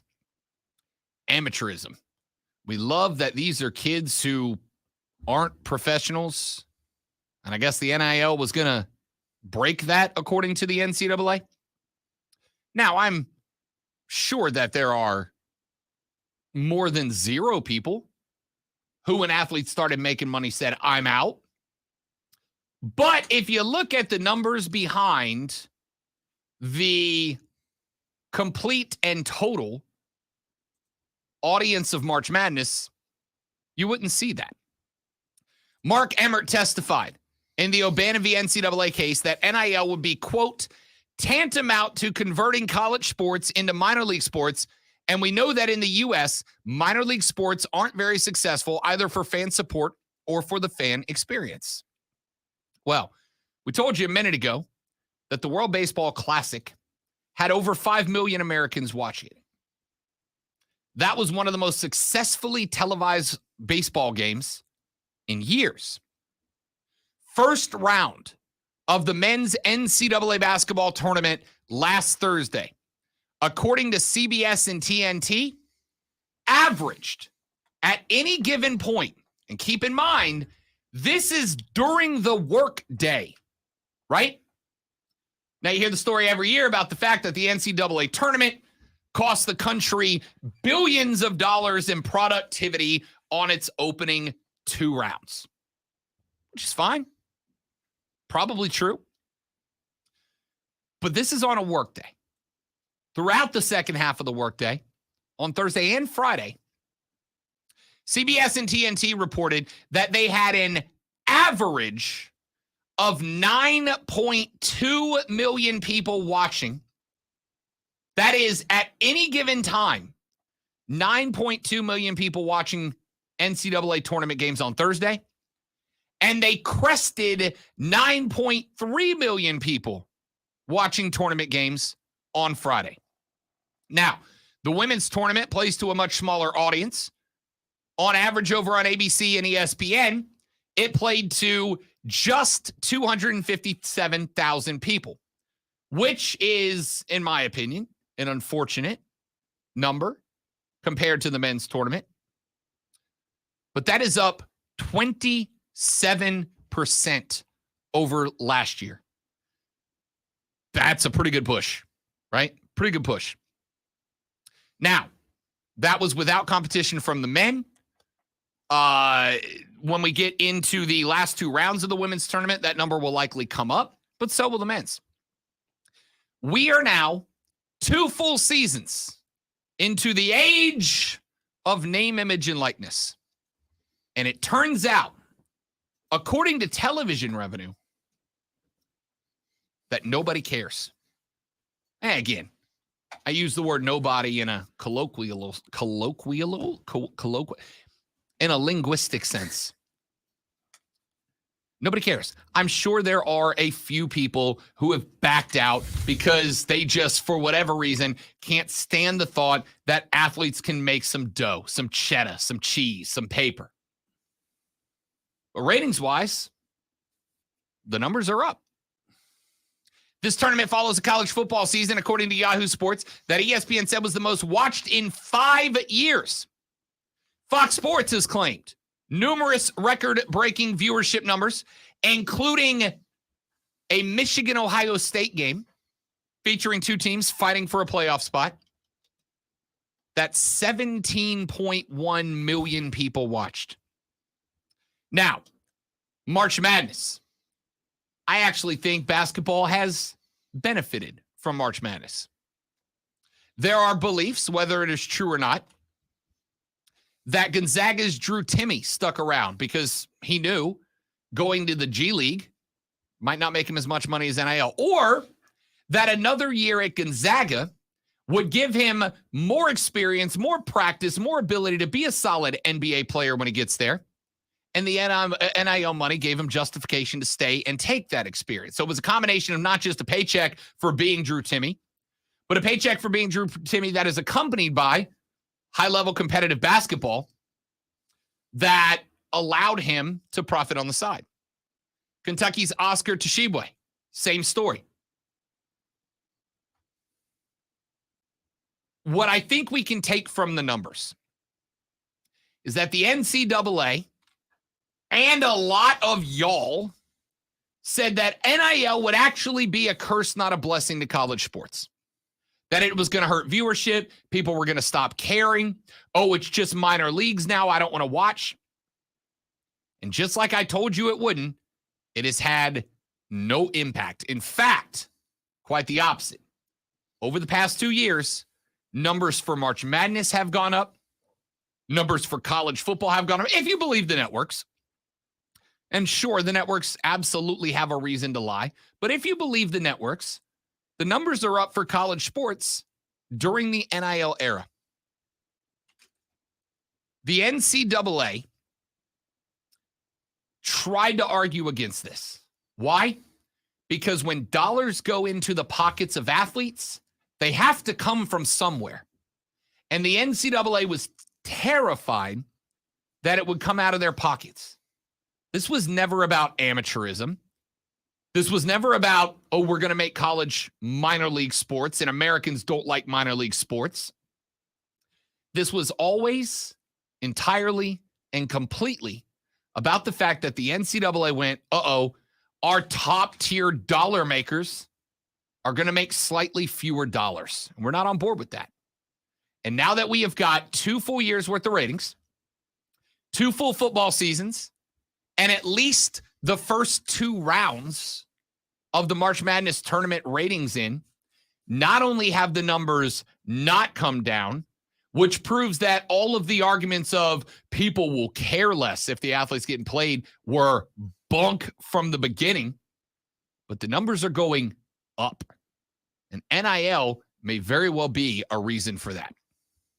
Texture said, man, that's a lazy take by that rep. Literally have thousands of minor league sports around the U.S., most of which are loved by their local fans. Yeah, that's exactly right. Saturday afternoon, I'm going to be at Furman Paladin Stadium watching the Greenville Triumph play, along with a few thousand of my close friends. The Greenville Swamp Rabbits pay me to come in and entertain fans at the Bon Secours Wellness Arena season after season. The Greenville Drive do the same.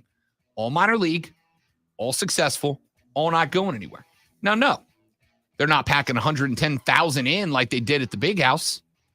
But I think the fact that over 17 million people tuned in for a single football game between two of the teams that have benefited most from NIL proves that all the arguments that, oh, we don't care about non-amateur athletics was a dishonest and now proven incorrect take from the very beginning. Let's take a break. Coming up in the next hour of the show, got a few more topics I want to get into, a little bit of soccer. We got to preview tonight's Sweet 16 matchups and more on the Rob Brown Show and the Fan Upstate.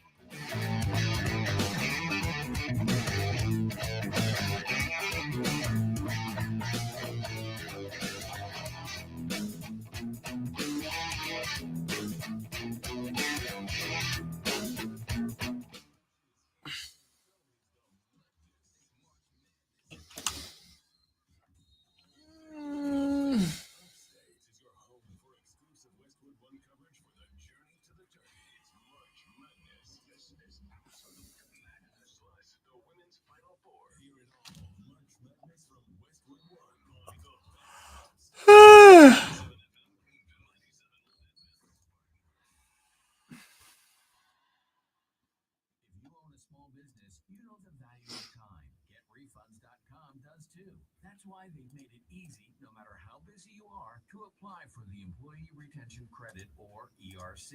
Go to refunds.com to get started, and in less than 8 minutes, see if your business qualifies for ERC assistance. Your business may be eligible for a payroll tax refund of up to $26,000 per employee kept on payroll during COVID-19. GetRefunds.com has already helped clients claim over $3 billion in payroll tax refunds. All right, let's see what we got here. Luke said, to the Triumph still sell tickets at the gate? I usually buy ahead of time, but playing this game by ear. As far as I know, there will be walk-up tickets like normal, Luke, but I will ask them today when I sit down at 3 o'clock for that podcast, and I will let you know tomorrow on the stream. So check back in tomorrow. I'll have an answer for you. Daniel said, is there a way to see if the companies that are sponsoring these student athletes are making back their money or profit from the sponsor? Are there ways to? I mean, I guess you'd have to ask the individual companies, but here's the thing. To me, Daniel, all due respect, I don't care, right? I have never driven down the road, seen a billboard, and wondered if the business that put up that billboard is seeing a tangible return from that billboard, right? I have never seen an advertisement on a bus stop wall or on the side of a building or a flyer in a magazine and thought, I wonder if they're getting a return on investment. It's their money. They can advertise it how they want. And if they're doing it just to get a kid to come to college, good for that kid, man. Good for that kid. All right, what else we got? Let's see. Oh, Hockey and NASCAR Fan 09. Happy birthday, buddy. Love that Swamp Rabbit's car and the logo, as we talked last time I talked to you. But happy birthday, big dog. I'm glad you're here to celebrate with us, my man. Good on you. Happy birthday, buddy.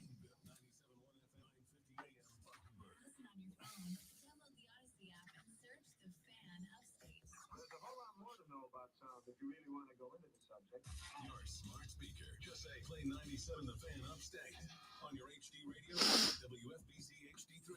This is one more time. And on your computer at thefanupstate.com. Come join Mark Ryan live over at Hall of Fame Sports Bar today and tomorrow from 3 until 7 p.m. for the Hoops and Alzheimer's College Basketball Watch Party with Mark Ryan and Sean Golden. Mark and Sean will be live on location for the show. Offsides and Hall of Fame Sports Grill will have food and drink specials both days. So gather your friends and come early to secure your spot for the ultimate college basketball experience. Come support the Greenville County Alzheimer's Association in honor of the late Coach Louis Golden. Get in the zone, AutoZone. Welcome to AutoZone, America's #1 brakes destination. We have the pads, rotors, drums, shoes, and brake fluids to improve your stopping power. Right now, save 15% when you get any 2 Duralast rotors with a set of Duralast brake pads. Missing a tool? Ask about our free loan program. Attaboy. You need to get the job done. I got to make a real quick phone call, guys. Don't go anywhere.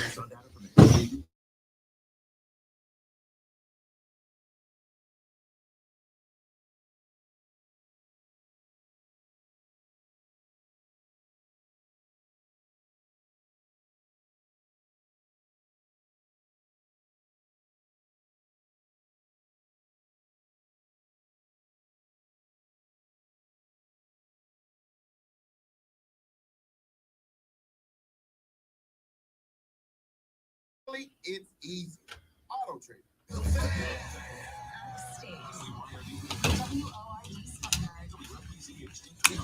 official sports voice of the Upstate Fan.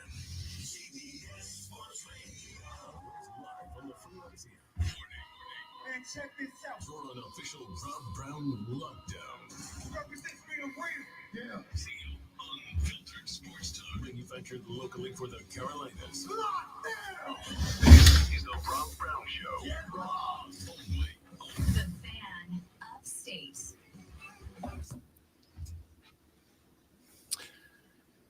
The third, the final, the best, the money hour of the Rob Brown Show goes now. This is the Fan Upstate. Welcome in, ladies and gentlemen. My name is Rob Brown. T2, Tim Snow, the Timinator, working the board. Lonzo makes his triumphant return on Monday. Mulleted or unmulleted?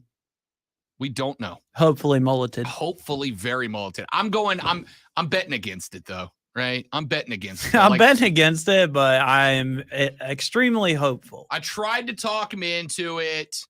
I tried to get him to do it. He then went on a very long brag about how when he moved here, how he rocked a heavy mullet. He promises me that there are pictures of the mulleted one, but he has yet to produce them. Oh, I got to see this. But he bragged about rocking a hard 80s mullet back in the day. And he's like, I'm not afraid. So we'll see. Like I said, he sent a tweet to me yesterday, Wednesday, right before he got the long hair. He has gone radio silent since then, which means he's either going to show up Monday with a mullet that he wants to shock us all with, or he's going to show up Monday without one. But Lonzo, a self-declared master troll. What if he shows up with like a clean cut? 0% chance. But what if he does? Zero, -% chance. You would have to give me like plus 700,000 odds to put $1 on that bet. I think I would have culture shock after that. No chance. Yeah. There's 0 chance. The mullet is not a probability, a possibility. I would put the mullet at like plus 850. Like there's the tiniest of chances. But again, there's also a part of me that thinks like, I think he'd go for it, right? Like I think he'd try it and then he'd just let it grow back out. But I'm not banking on it. Oh yeah. Yeah. I'm not banking on it. All right. We have got, ladies and gentlemen, some Sweet 16 basketball lighting up today. We have got a few surprise participants still in the March Madness field. Number 15 seed Princeton upset number 2 seed Arizona. A number of y'all's NCAA Final Four participants are bounced thanks to Princeton. They dropped the SEC's number 7 seed Missouri to make the regional semifinals.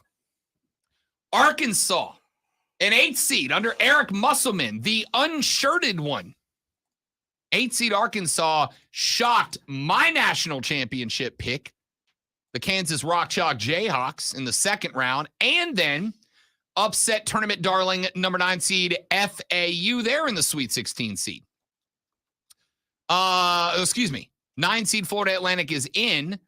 Arkansas beat Kansas. Florida Atlantic beat Memphis and Farley Dickinson, who beat number 1 Purdue. So we got the Sweet 16 starting up today. Game number 1 goes at 3:30 on TBS when the 3 seed Kansas State takes on the 7 seed Michigan State. So far, Sparty under Tom Izzo has had the more impressive slate. They knocked off USC. They knocked Marquette, the 2 seed, out 69-60 and an upset. And now the Spartans, a 7 seed, are actually favorited to win this game. But Kansas State, season long, a little bit more battle tested. The Big 12 was very good this year. Kansas State played all the way through it. They knocked off Kentucky, and they looked real good doing it. The Wildcats and the Spartans today at 3:30. This, ladies and gentlemen, I think is my favorite game of today. All right. Because you got a Kansas State team that had a much more difficult regular season. You had a Kansas State team that looked really good in their win over Kentucky in the round of 32. Sparty under Tom Izzo was a good team that was not talked about coming into this tournament. Any team under Tom Izzo is going to be talked about. They weren't. I don't think I saw anybody taking Sparty in the Final Four. Of course, nobody took Kansas State either. The Spartans are the betting favorite in this game. I am going with the Wildcats. Give me Kansas State 70-67. I think this game is a 3-point game. I think this game is a game that is likely going to be a little bit higher scoring. The game is set at 138.5 on the over-under line. And I'm going to take the over in this one. All right. Michigan State is 11-9 against the spread when favored by 1 or more points this season. In games it has played as at least a 1-point underdog this year, Kansas State is 7-8 against the spread. They lose more than they win when they are a 1-point or greater underdog.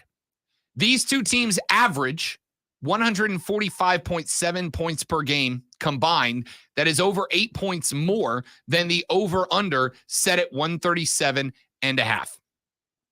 I am going with the Cougs in this one, 77-75. I think it's a high-scoring game.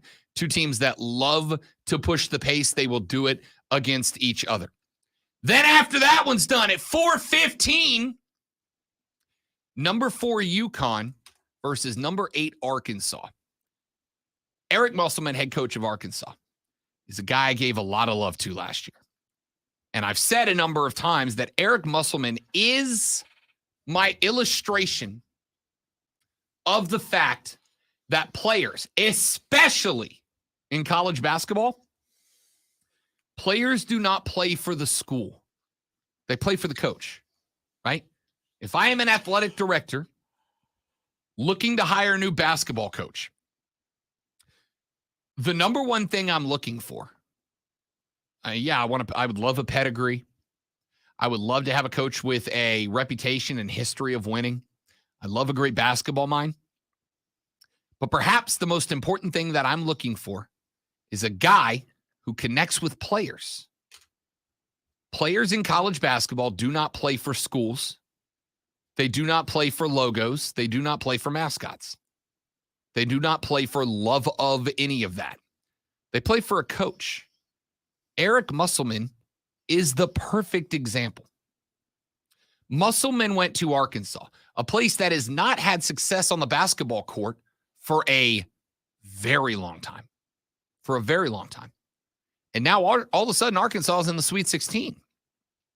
Not only in the Sweet 16, but they knocked off a very popular national champion pick in Kansas to get here. They go up against UConn. UConn may have had the most impressive run through their first 2 games to get here. UConn cruised in their opening 2 games, played very smooth basketball. The problem is, much like Eric Musselman, Arkansas is chaotic. Now, in Vegas, the Huskies, minus 190 on the money line. The Razorbacks are plus 160. Statistically speaking, most of the models I looked at like UConn here. UConn is better in every statistical category. They average more points per game. They surrender fewer points per game. They average more rebounds per game. They average more assists per game. They are remarkably consistent. Keep in mind, Arkansas played in a very good SEC this year. An SEC that had Bama, that had A&M, that had Kentucky, that had Missouri. A very good SEC. So I'm 0% shocked that the models that predict based on statistics are going UConn in this one.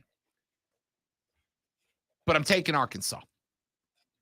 because like I said, despite the fact that the Razorbacks have shot very poorly from deep in this tournament, they're 6 of 26 in the three-point line of the 2 games so far. The Razorbacks are chaotic. They do not let you control the pace of play. They control the pace of play. They're not going to do it any differently than that. I like Arkansas on this. Eric Musselman has got a team that confuses, confounds, and allows him to take his shirt off during the NCAA tournament. Give me the Pigs.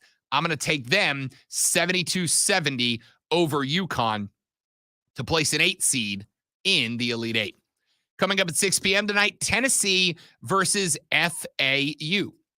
Florida Atlantic was 31-3 before the NCAA tournament began. They are the Conference USA champions. The odds favor Tennessee, and I am going with Tennessee. I have said on this show in the past, I don't care what conference you play out of. I don't care if you play in a Power 5. I don't care if you play in a mid-major with one bid. 31 wins in any season tells me you're a damn good basketball team. That's a very difficult record to accomplish. But as I've mentioned, there is something to say deep in the tournament about teams that are, as I said, about Arkansas, battle-tested. Teams that played a more difficult schedule in the regular season are a little bit more used to high-stakes games like this one. Tennessee, another team that did it in the SEC, is minus 240 on the money line. When you get deeper into these tournaments, you start to see the Farley Dickinsons bow out. Why? Because this deep into a tournament is where talent can overcome adversity, right? Early in the tournament, some of the teams have been sitting down for a week and a half after their conference championships. They haven't had time to develop chemistry. They may have gotten off the same page, specifically teams that are very offensively orientated. That is why I've told you, if I am looking at a bracket and I just can't pick a winner between two teams, almost exclusively, I am going to go with the team that has the better defense. Tennessee, 5.5-point favorites. I think these are two well-matched teams. I think this is a very strength-on-strength matchup. These are two physical teams. These teams are going to beat the hell out of each other without a doubt. I am not sleeping on the Owls here, but Tennessee just flat out has more talent. Give me the Volunteers by 10 in this one. When that one wraps up at 6:45 p.m., the game with the lowest point spread in the Sweet 16, number 2, UCLA, number 3, Gonzaga. Either one of these teams could be national champions at this point. These teams, when it came to bracketology amongst us all, were about evenly split between the brackets that had one or the other in the Final Four, about 50-50 between the two. The last hope for the Pac-12 is UCLA. Gonzaga, Drew Timme said the other day, we know we have to be on our A game because if we're not, quote, they'll kick our ass, end quote. They know it. They know it. And they are not taking this one lightly. Gonzaga is a very good basketball team. A very good basketball team. Drew Timme is a very good player. This is a pick'em game, ladies and gentlemen. My pick'em, give me the Bruins. Because of the reason I just told you. Mick Cronin's team is a defensively oriented team. They're a team that wipes the glass. They are a team that is going to out-rebound you. And they are a team that, unless you are perfectly precise with the basketball, is going to create more turnovers on average than just about anybody else. Gonzaga is a very disciplined team, which is why I think this game is going to be like a 1-point game when it comes down to it. But I'm going to take the glass advantage of UCLA to push them past Gonzaga. Then tonight, we wrap it all up. No, sorry, that is tonight. Those are the 4 from today. Tomorrow, we got Alabama versus San Diego State at 3:30. We've got Houston versus Miami at 4:15. We have got Creighton versus Princeton at 6. And then one of the most interesting games of all, Texas versus Xavier at 6:45 tomorrow night. We will break those 4 games down in their entirety on tomorrow's radio broadcast. So there you go. There are today's picks in the Sweet 16. Against the spread, give me Kansas State to cover Michigan State. Give me Arkansas to upset and cover UConn. Give me UCLA in a pick 'em over Gonzaga, and give me Tennessee to cover the spread over number 9 seed FAU. Let us take a break. When we come back, it's Thursday. You know what that means. Despite the unavailability of the great one, we're going to do Fight Club anyway. Why? Because we are less than a week and a half away from the Showcase of the Immortals, WrestleMania. We're going to talk a little pro wrestling, a little MMA, and a major development in the world of boxing that I'll get to as well. The only station, the only show in the upstate that covers combat sports is the Rob Brown Show right here on the Fan Upstate.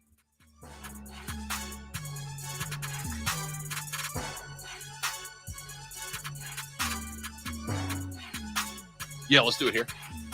Got a live read, guys. Be right back. Ladies and gentlemen, allow me to tell you about our friends at Cuban.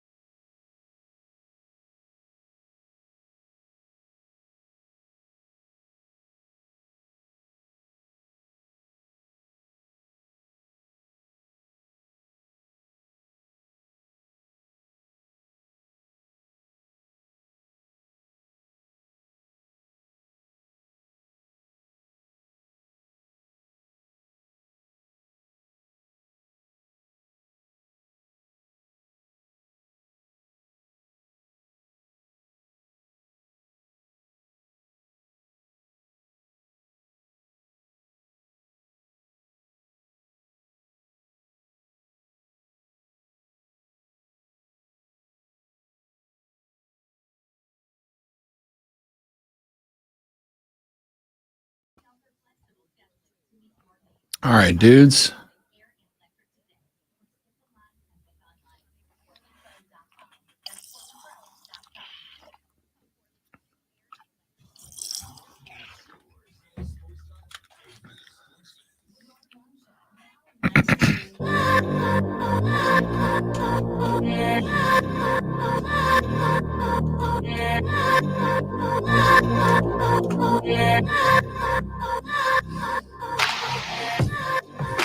The Rob Brown Show on your radio. It is the Fan Upstate, ladies and gentlemen. It's Thursday, and you know what that means. Time for Fight Club.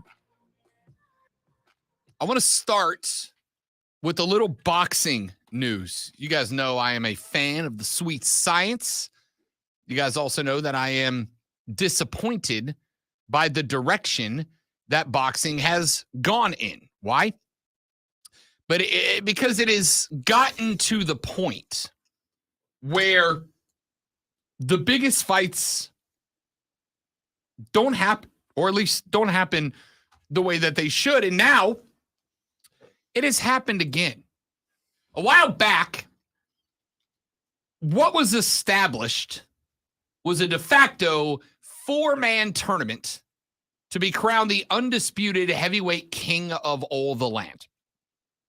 You had Deontay Wilder in there, Alexander Usyk, Tyson Fury. Now we found out that what likely should have been that championship of that de facto tournament might not happen. Why? Next month was supposed to be a blockbuster fight. Probably the first boxing match that I will have paid money for since the last time Deontay Wilder fought. That fight was supposed to be between Alexander Usyk and Tyson Fury at Wembley Stadium, and it is now, according to ESPN, in jeopardy. Why? Alexander Usyk has shut down his training camp and has apparently set plans to regroup with his management team to plot out his next fight. The 36-year-old Ukrainian holds the WBA, the WBO, and the IBF heavyweight titles. Tyson Fury is the current WBC heavyweight champion. Tyson Fury's promoter, Frank Warren, and Alexander Usyk's promoter, Alexander Krasiuk, discussed the stalled negotiations during a joint radio interview Wednesday on TalkSport in the UK. Warren, who is the promoter for Fury, said he received an email Tuesday from Usyk's manager that stated, quote, Team Usyk is out of further negotiations. Krasiuk, the promoter for Usyk, said, quote, the fight is called off. The reason for that is that it went too far. There was a feeling after Usyk accepted a 70-30 Tyson Fury started thinking that he could put a saddle around his neck and start riding Usyk as much as he can. It's not right. I mean, Usyk accepted the 70-30 split. Now, what that means is for all of the box office from this that goes to the fighters, Tyson Fury was set to receive 70% of that revenue. Alexander Usyk, 30%, despite the fact that Usyk brings 3 belts into the mix and Tyson Fury brings 1. But it makes sense. Tyson Fury is, love or hate the Gypsy King, Tyson Fury is the most famous and well-known boxer on planet Earth right now. Alexander Usyk just is not. So a 70-30 split going to Tyson Fury. Usyk's manager, however, is now saying that Tyson Fury is trying to put other demands on the table at this point. He said, quote, if it's so complicated that Tyson tries to avoid it by putting so many obstacles in front while making the deal, then there's no need to put more effort in and we just go our way. There was a list of things Fury wanted to get in his favor that were absolutely unacceptable, which were completely disrespectful to the unified heavyweight champ and the former undisputed cruiserweight champion. However, Warren said the sides had ironed out all the issues Sunday except for the split of net revenue in the rematch. According to sources, the sides agreed to a bilateral rematch rematch clause that the loser could trigger. Usyk's side pushed for the same 70-30 split, but in his favor for a return bout in the UK should he defeat Fury. Fury asked for a 50-50 split in the UK, where he's obviously a major star, if he suffered his first professional defeat. When Usyk signed to fight Anthony Joshua in September 2021 in London, a fight he won to capture the 3 belts he currently holds, the rematch clause that Joshua went on to exercise included a 50-50 split. The rematch clause, however, only pertains to a return bout in the UK. If the rematch took place in the Middle East, where sizable site fees are the norm for big boxing events, each side would do its own deal. Usyk and Joshua ended up in Saudi Arabia for their August 22 rematch, which Usyk also won via decision. Fury and Usyk were in talks with officials from Saudi Arabia before they had turned their attention to the UK. Last week, Tyson Fury, as he has done so many times, decided to go on Twitter with a message to Alexander Usyk. He said, quote, "How about there is no rematch clause for both of us? Never worry about what's in the future or how many more dollars you can get after you've been defeated. Worry about the fight. No rematch clause. Winner takes the glory. The loser goes home. How about that? Agree to that." Usyk posted a response that said, quote, "Greedy belly. The clause comes from your side, not mine. Stop whining and ducking. Be a man. Ink the contract or vacate the belt. I need undisputed, not to play your stupid games," end quote. So effectively what we have here is a disagreement over 20% of the box office in a rematch if a rematch was to occur. And because of that 20% at the box office in a rematch if a rematch was to occur, we are not going to get a unification bout between the 2 best heavyweights alive on planet Earth right now. Until this stuff stops happening, boxing is going to continue to stray further and further and further away from the glory, from the prestige that the sport used to hold. And that, ladies and gentlemen, is nothing shy of disappointing as hell. All right, let's get to WrestleMania 39 because we've got some updates to the card so far, ladies and gentlemen. The card as we know it right now has some matches I'm very into, some not so much. Hell in a Cell, Edge versus Finn Balor. And by the way, we will, on this show, Lonzo and I, give our WrestleMania previews and predictions next week during Fight Club. So a week from today, I will give you my actual predictions. Why? Because whoever predicts the fewest correct outcomes on this card will be facing the Nerf wall on the Upstate Pulse, which airs Saturday from 7 to 9 on WORD. A predicament which T2 knows all too well about. It's always me. I, in the, 2 years that the Nerf wall has been the for those of you who don't know what the Nerf wall is, we do these wrestling predictions every couple of months where Zoe and I, wrestling experts, alongside T2, the artist formerly known as show contributor Cameron, Matthew Causey, the man with the most official voice in all of the land, and occasionally Captain America Chris Evans down the hall, give our predictions. And whoever predicts the fewest right has to stand against the wall, allowed only like a folder for protection for their face or other vital organs, should they elect to defend those instead. Every other member of the cast stands on the other side of the studio with a variety of Nerf guns. And for 30 seconds, More like an arsenal. it is nothing shy of a small arsenal of Nerf guns, including one, by the way. If you get unlucky and our buddy Rob Young from Borderlands shows up, Rob shows up with what I can only accurately describe as a Nerf Gatling gun. Yeah.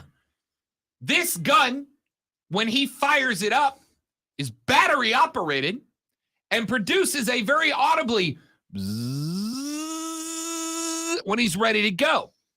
It is so powerful that when Rob Young shows up and brings his Nerf Gatling gun, that we have to give him a 15-second countdown so that the gun's gears can catch up with the motor that drives them.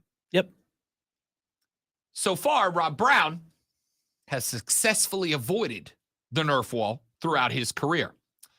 If I recall correctly, last Saturday, Tim Snow, the Timinator, had to face the Nerf wall twice. No, okay, so no, I faced it. Or you faced it back to back. Back to back, Gotcha. yeah. Gotcha. Because we had a tie. We had missed 1 week. Yep. And then after that, I had to face it again, and we were going to do it back to back, like in the same day. Uninterrupted seconds. Yeah. But then it turned out I didn't have to do that. So then we had another tiebreaker, and then I lost that. There you go. So we all want to avoid the Nerf wall because it is, from what I understand from the people who have faced the Nerf wall, not a pleasant experience. It's not. Especially considering the fact that as everybody in that room is friends, there is no one you want to face less than your friends when they can cause mild harm to you via Nerf guns. So we will give you our predictions next week. There is absolutely a bet loss on the line, but here's the card as we know it so far. We've got a Hell in the Cell match between Edge and Finn Balor, obviously a Judgment Day grudge match. We have seen mixed matches with Edge and his wife, the Glamazon, versus Rhea Ripley and Finn Balor.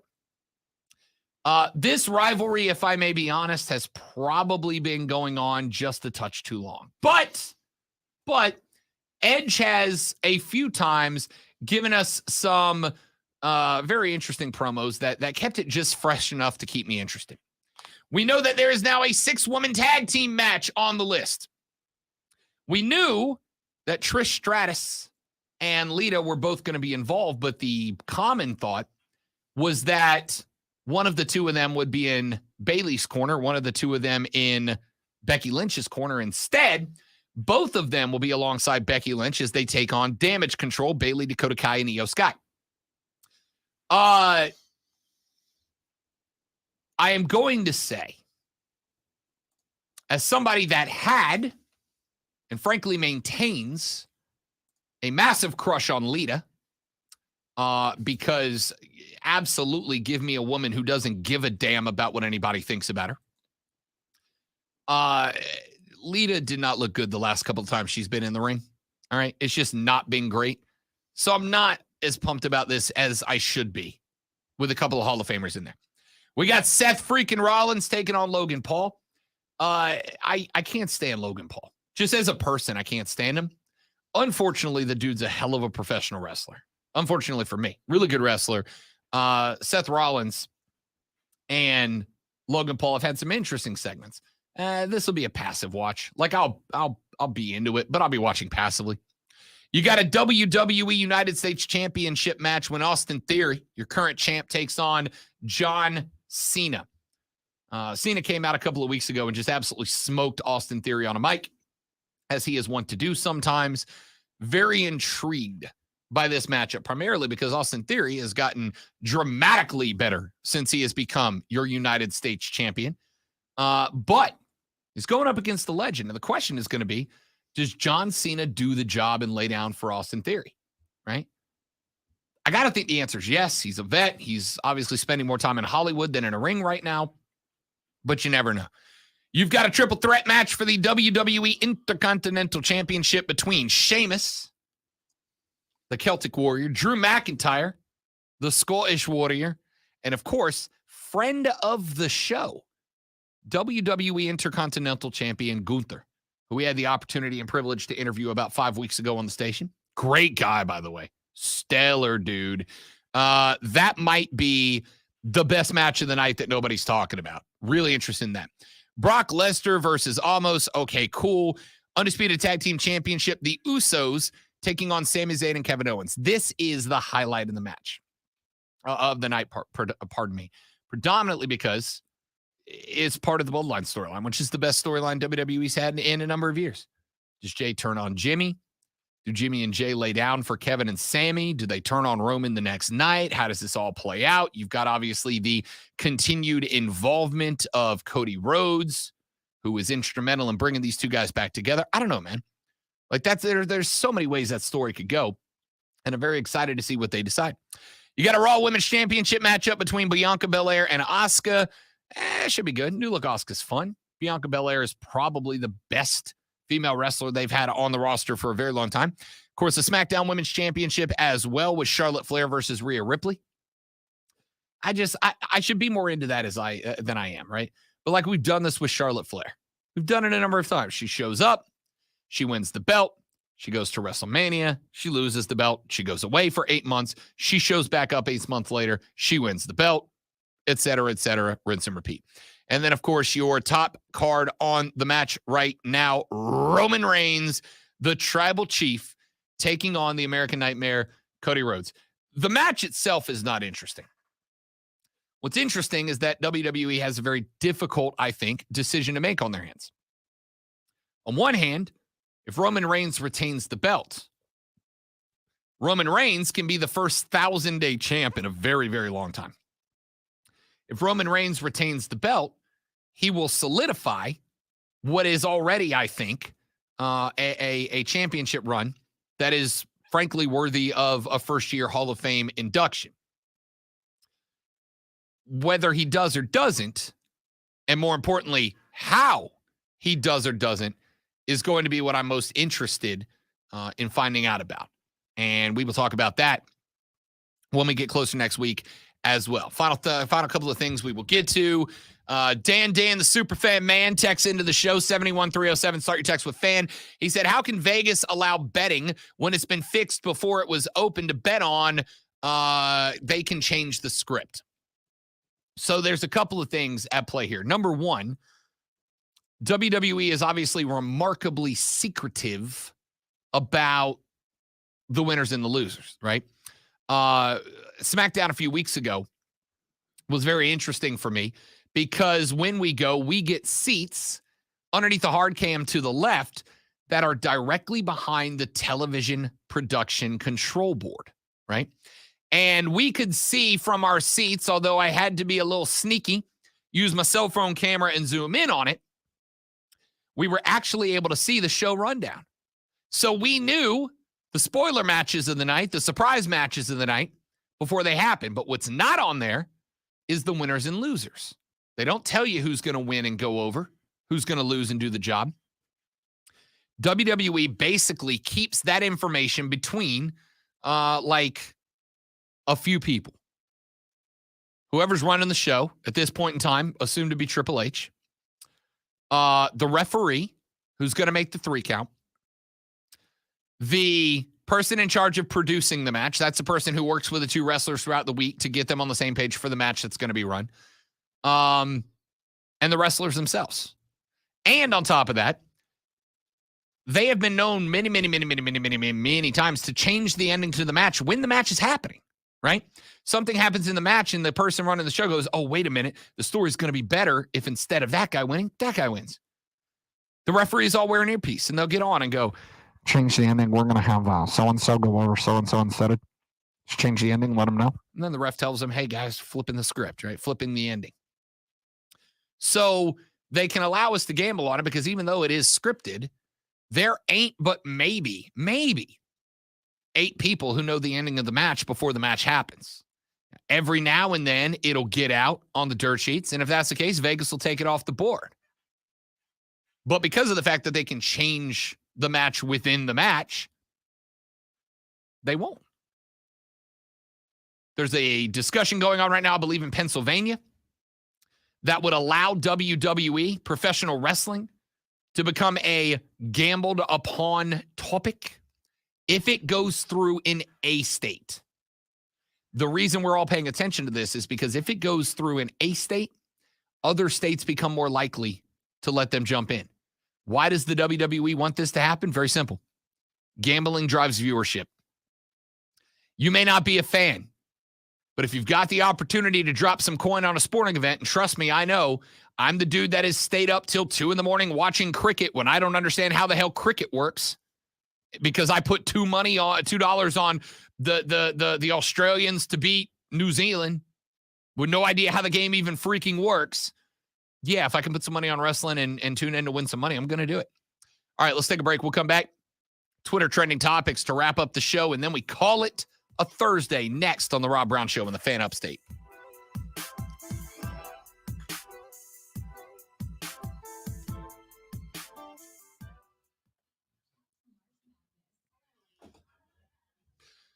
Luke, I'm going to guess that those connected to WWE or those connected to the matches themselves are prohibited, just like theoretically football players are prohibited from gambling on games, even though that's not scripted.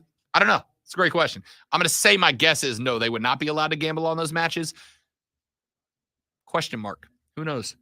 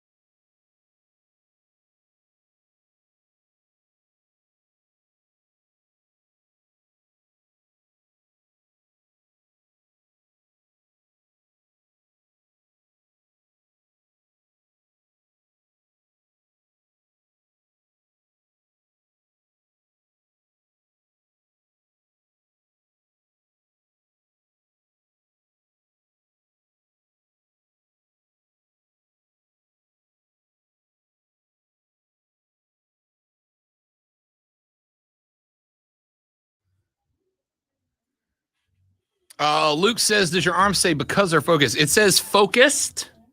I guess I got to put it towards the camera. Well, I'll move the mic. It says focused. So the story behind this tattoo, my dad passed away when I was 25 years old. And when I was a younger and more formidable man, but also a bit of a screw up sometimes. Shocking, I know. When I was a bit of a screw up sometimes, my dad would look at me and he would say, focus. He would say, focus, focus, focus. So when he passed, I had a little while where I was not doing great. And I think that's understandable. And then a couple of months after he passed, I found a letter that he had written me before he passed away. And on that letter, about halfway down it, in big old capital letters, he said, no matter what, stay focused. So after he passed, I went to a buddy of mine who is a tattoo artist in Florida, and I had him actually lift my dad's handwriting off that letter. This is actually the word focused in my dad's handwriting. and I had him put it there on the inside of my left arm. So that way, every time I reach up to grab a mic or grab something at work, that word pops in front of my face, and I have to remind myself to stay focused when sometimes I have a tendency, again, shocking, to lose focus a little bit.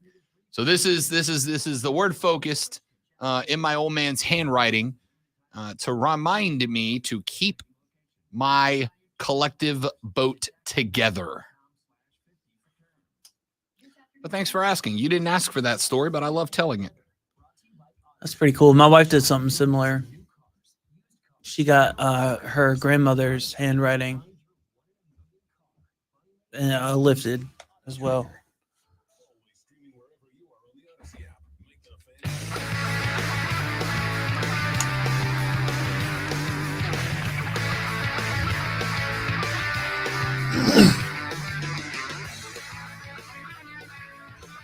The Rob Brown Show rolls on. It is the Fan Upstate final segment, ladies and gentlemen, before we get to Twitter trending topics. For those of you who, like me, are fans of the Greenville Triumph, coming up at 3 p.m. today, I will be sitting down with John Harkes, the head coach of that team. I will be sitting down for a few minutes with him. I will be sitting down for a few minutes with Doug Irwin and Chris Lewis. That is the CBO and the president of the Greenville Triumph. Be doing a 2-man interview with them. And then I'll be sitting down with a pair of players from the Triumph roster. One vet of the team and one noob to the team to get a player perspective of the angle. And what we are going to do with this, and I'm very grateful for the Greenville Triumph for allowing this, is I am actually going to run a season-long podcast about the Triumph with the Triumph, so fans of the team can follow along with that. I wanted to, for a very long time, do a season-long, week or bi-weekly podcast about a team to keep fans connected, because I think it offers you a perspective that as a fan you're not ordinarily privy to. So you got any question for Heart Seat players, Doug or Chris, send them to me, and I'll ask them at 3 o'clock when I do that podcast. It should drop, theoretically, tomorrow afternoon. And now, the Rob Brown Show presents Twitter Trending Topics. All right, it's now time for your Twitter trending topics. Coming in at number 1, we got hashtag PlayStation. I have seen a lot of tweets about PlayStation over the past day and a half. Sometimes on Twitter, a thing will trend because there's like a take about them and everybody just starts having a billion conversations about that thing. And it's not one particular reason that it's trending. I do not know why PlayStation is trending. All I can say is late spring, I will likely be upgrading my gaming console, and I'm very much stuck. Do I stick Xbox and upgrade to the S, or do I finally make the leap over and go PlayStation? Because while I am very comfortable on Xbox, as it's all I've played since college, which was a very long time ago, PlayStation seems to have a lot more exclusive games available to it than Xbox does, and B, the online service for PlayStation is free, whereas I've got to pay a monthly fee to do it on Xbox, which is a selling point. Because if I took all the money that I have paid month by month to play games with my hood rat friends on the Xbox, I could have bought multiple PlayStation 5s. And not to mention, if you break down the specs, PlayStation does operate better than Xbox generally. That's what I've heard. Like, it's just performance. It's got a faster processor to it, et cetera, et cetera. So I'm just better graphics. Yeah, I'm processing speed, everything. I have a slight lean towards making the jump over to PlayStation. It's not a big one. It's a slight lean. But I like I said, I'm probably end of April, early May. Will make the jump. And again, I just don't know what to do yet. I mean, it's like I told you yesterday. If you're a casual gamer, I would go with the Xbox S, Series S. If you're a serious gamer that has to have the new games as soon as they come out, like me, then I would go with the disc version of the PlayStation 5. Yeah, see, I'm really right in the middle. right? Like I dive into a game, I play it 2, 3, 4 weeks, I get tired of it, I go back to an old game. The only thing that I really do that makes me want to jump to the better system right now is run Call of Duty with the boys once, 2, 3 times per week. I gotta tell you, it's been the same for me lately. Like, I have not gotten into a good RPG lately, and I've just been playing Call of Duty a lot. Well, I think for me, the bar was set, and I know this is kind of nerdy to say, the bar was set for me with Skyrim. Skyrim was so good, so in-depth, and so big that there's really been no RPGs that have come out that have captured me the way that I've got right now. If you open Skyrim on my Xbox, I've probably got 12 different characters and I jump between them. Now, there is one coming up that the release date keeps getting pushed back on, and I can't remember the name of it. You may or may not know off the top of your head, T2, but they're calling it GTA in space, right? So I love GTA. I love GTA. I've seen it. I don't know the name of the game, though. I don't either. Lonzo told me about it. He's very big on it. I'm very big on it. It looks like it's going to be super dope. And I'm any space themed game I'm in for. I just not terribly long ago started playing through the Andromeda Effect series, and it's pretty damn good so far. Yeah. And again, wide open, lots of character choices. You can do what you want to do. So this game's got me intrigued, but I don't know if that's worth it to jump over for the only system I've played for 15 years to a brand new system for a couple of games. Yeah. I mean, if you're only into a couple of games, I would go with, because generally Xbox and PlayStation will have the same games generally. Yep. Unless it's something like Bungie's Halo or something like that. See, and even that, like they still crank out Halo content. I get into it. I'm into it for a week and a half, 2 weeks. And then I'm like, all right, let me go back to a classic. Let me go back to Skyrim.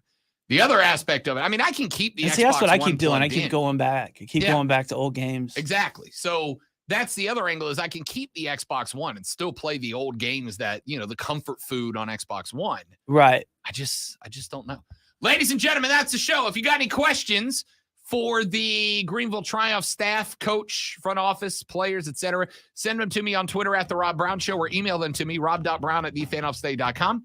When we come back tomorrow, we'll relook at the 4 Sweet 16 games from tomorrow. We'll set you up for sports over the weekend. We'll take a look at the Braves spring training, where they are, as we are now inside of a week and a day from opening day, and more. Have a great rest of your Thursday. Don't drink and drive. I'll punch you in the face. See you back here tomorrow. We'll do it all over again, but better, on the Rob Brown Show in the Fan Upstate. Later, brother.